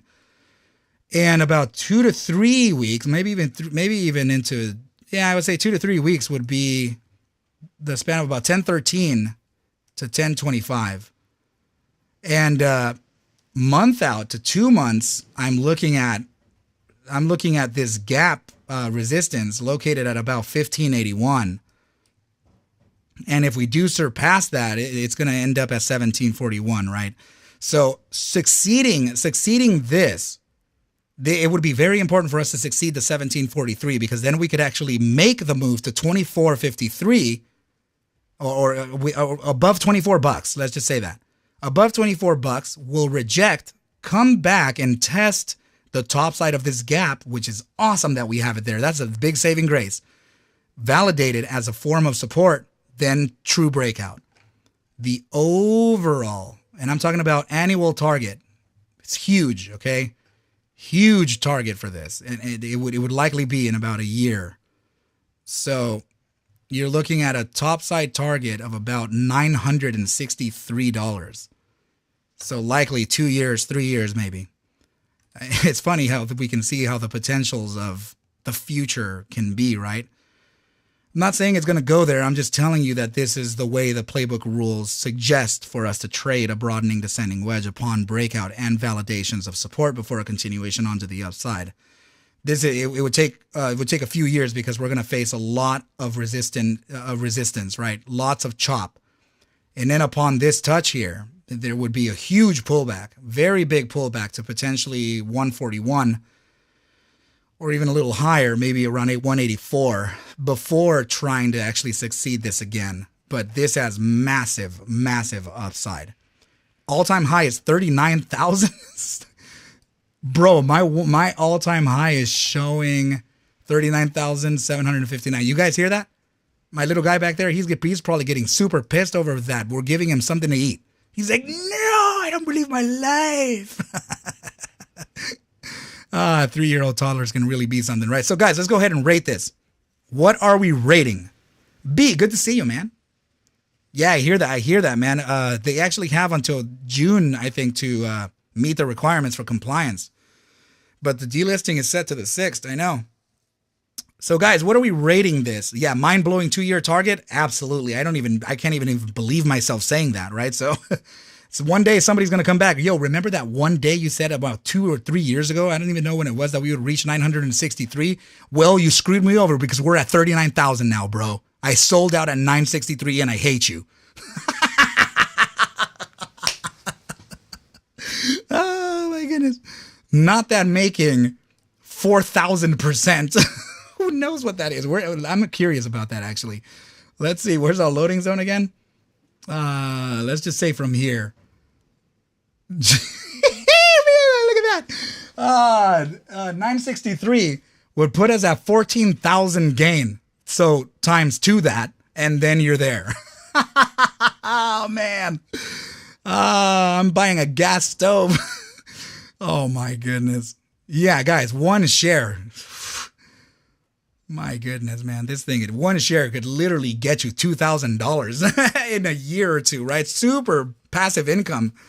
YOLO play? I don't know that this is a YOLO play. Actually, BOIL is not gas, man. You're looking at it's gas. It's not like an OTC. It's not like a pharmaceutical or nothing like that, man. This is long term. So, look, we have Alex giving this an A. We have David Parr giving this a B+. Man, oh guys, dive in. What are we giving this? So now, Mark Roach giving A for BOIL, A+ for Arca. My dude, thank you so much. Really appreciate you. So guys, so I am still gonna honor this. Keep your eyes on, guys, keep your eyes on Nat Gas. Actually, Samantha H has been giving me this warning for about a week or more now. Okay, you guys. So Moderator Hound giving this an A trade as well. Sean Cervantes, A trade from Samantha, guys.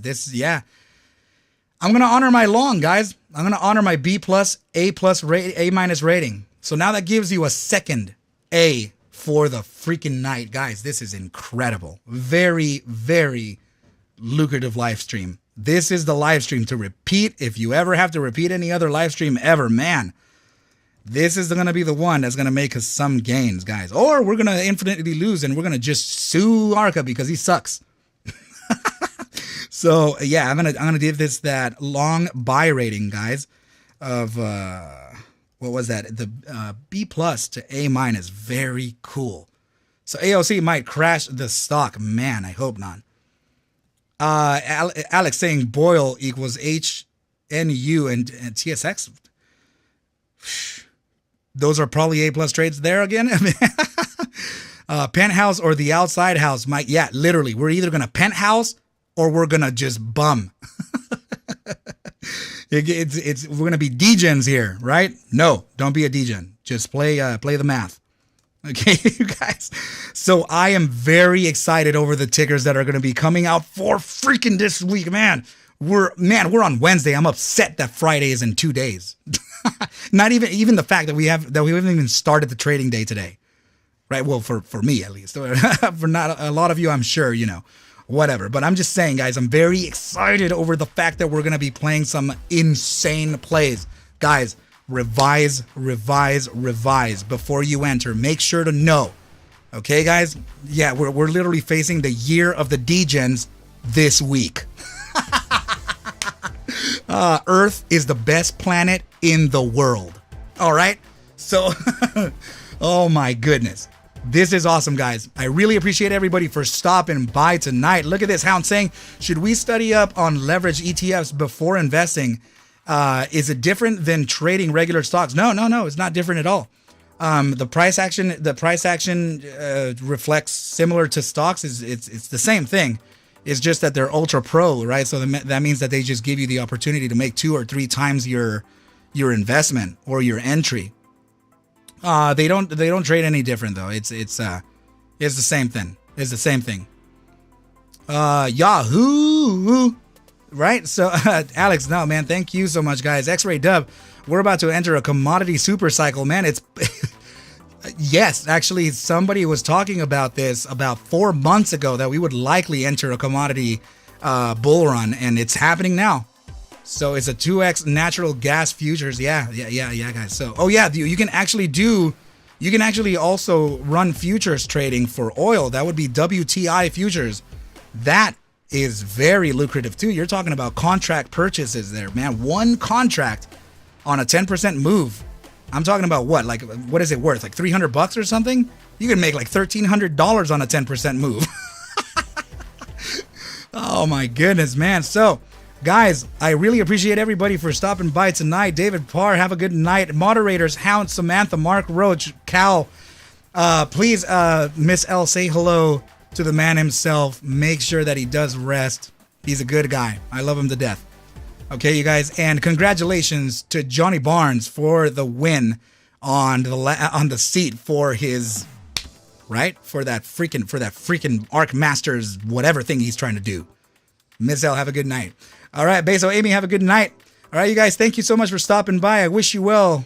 Again, a very good and profitable week, and I will catch you at the bell mañana. Adios.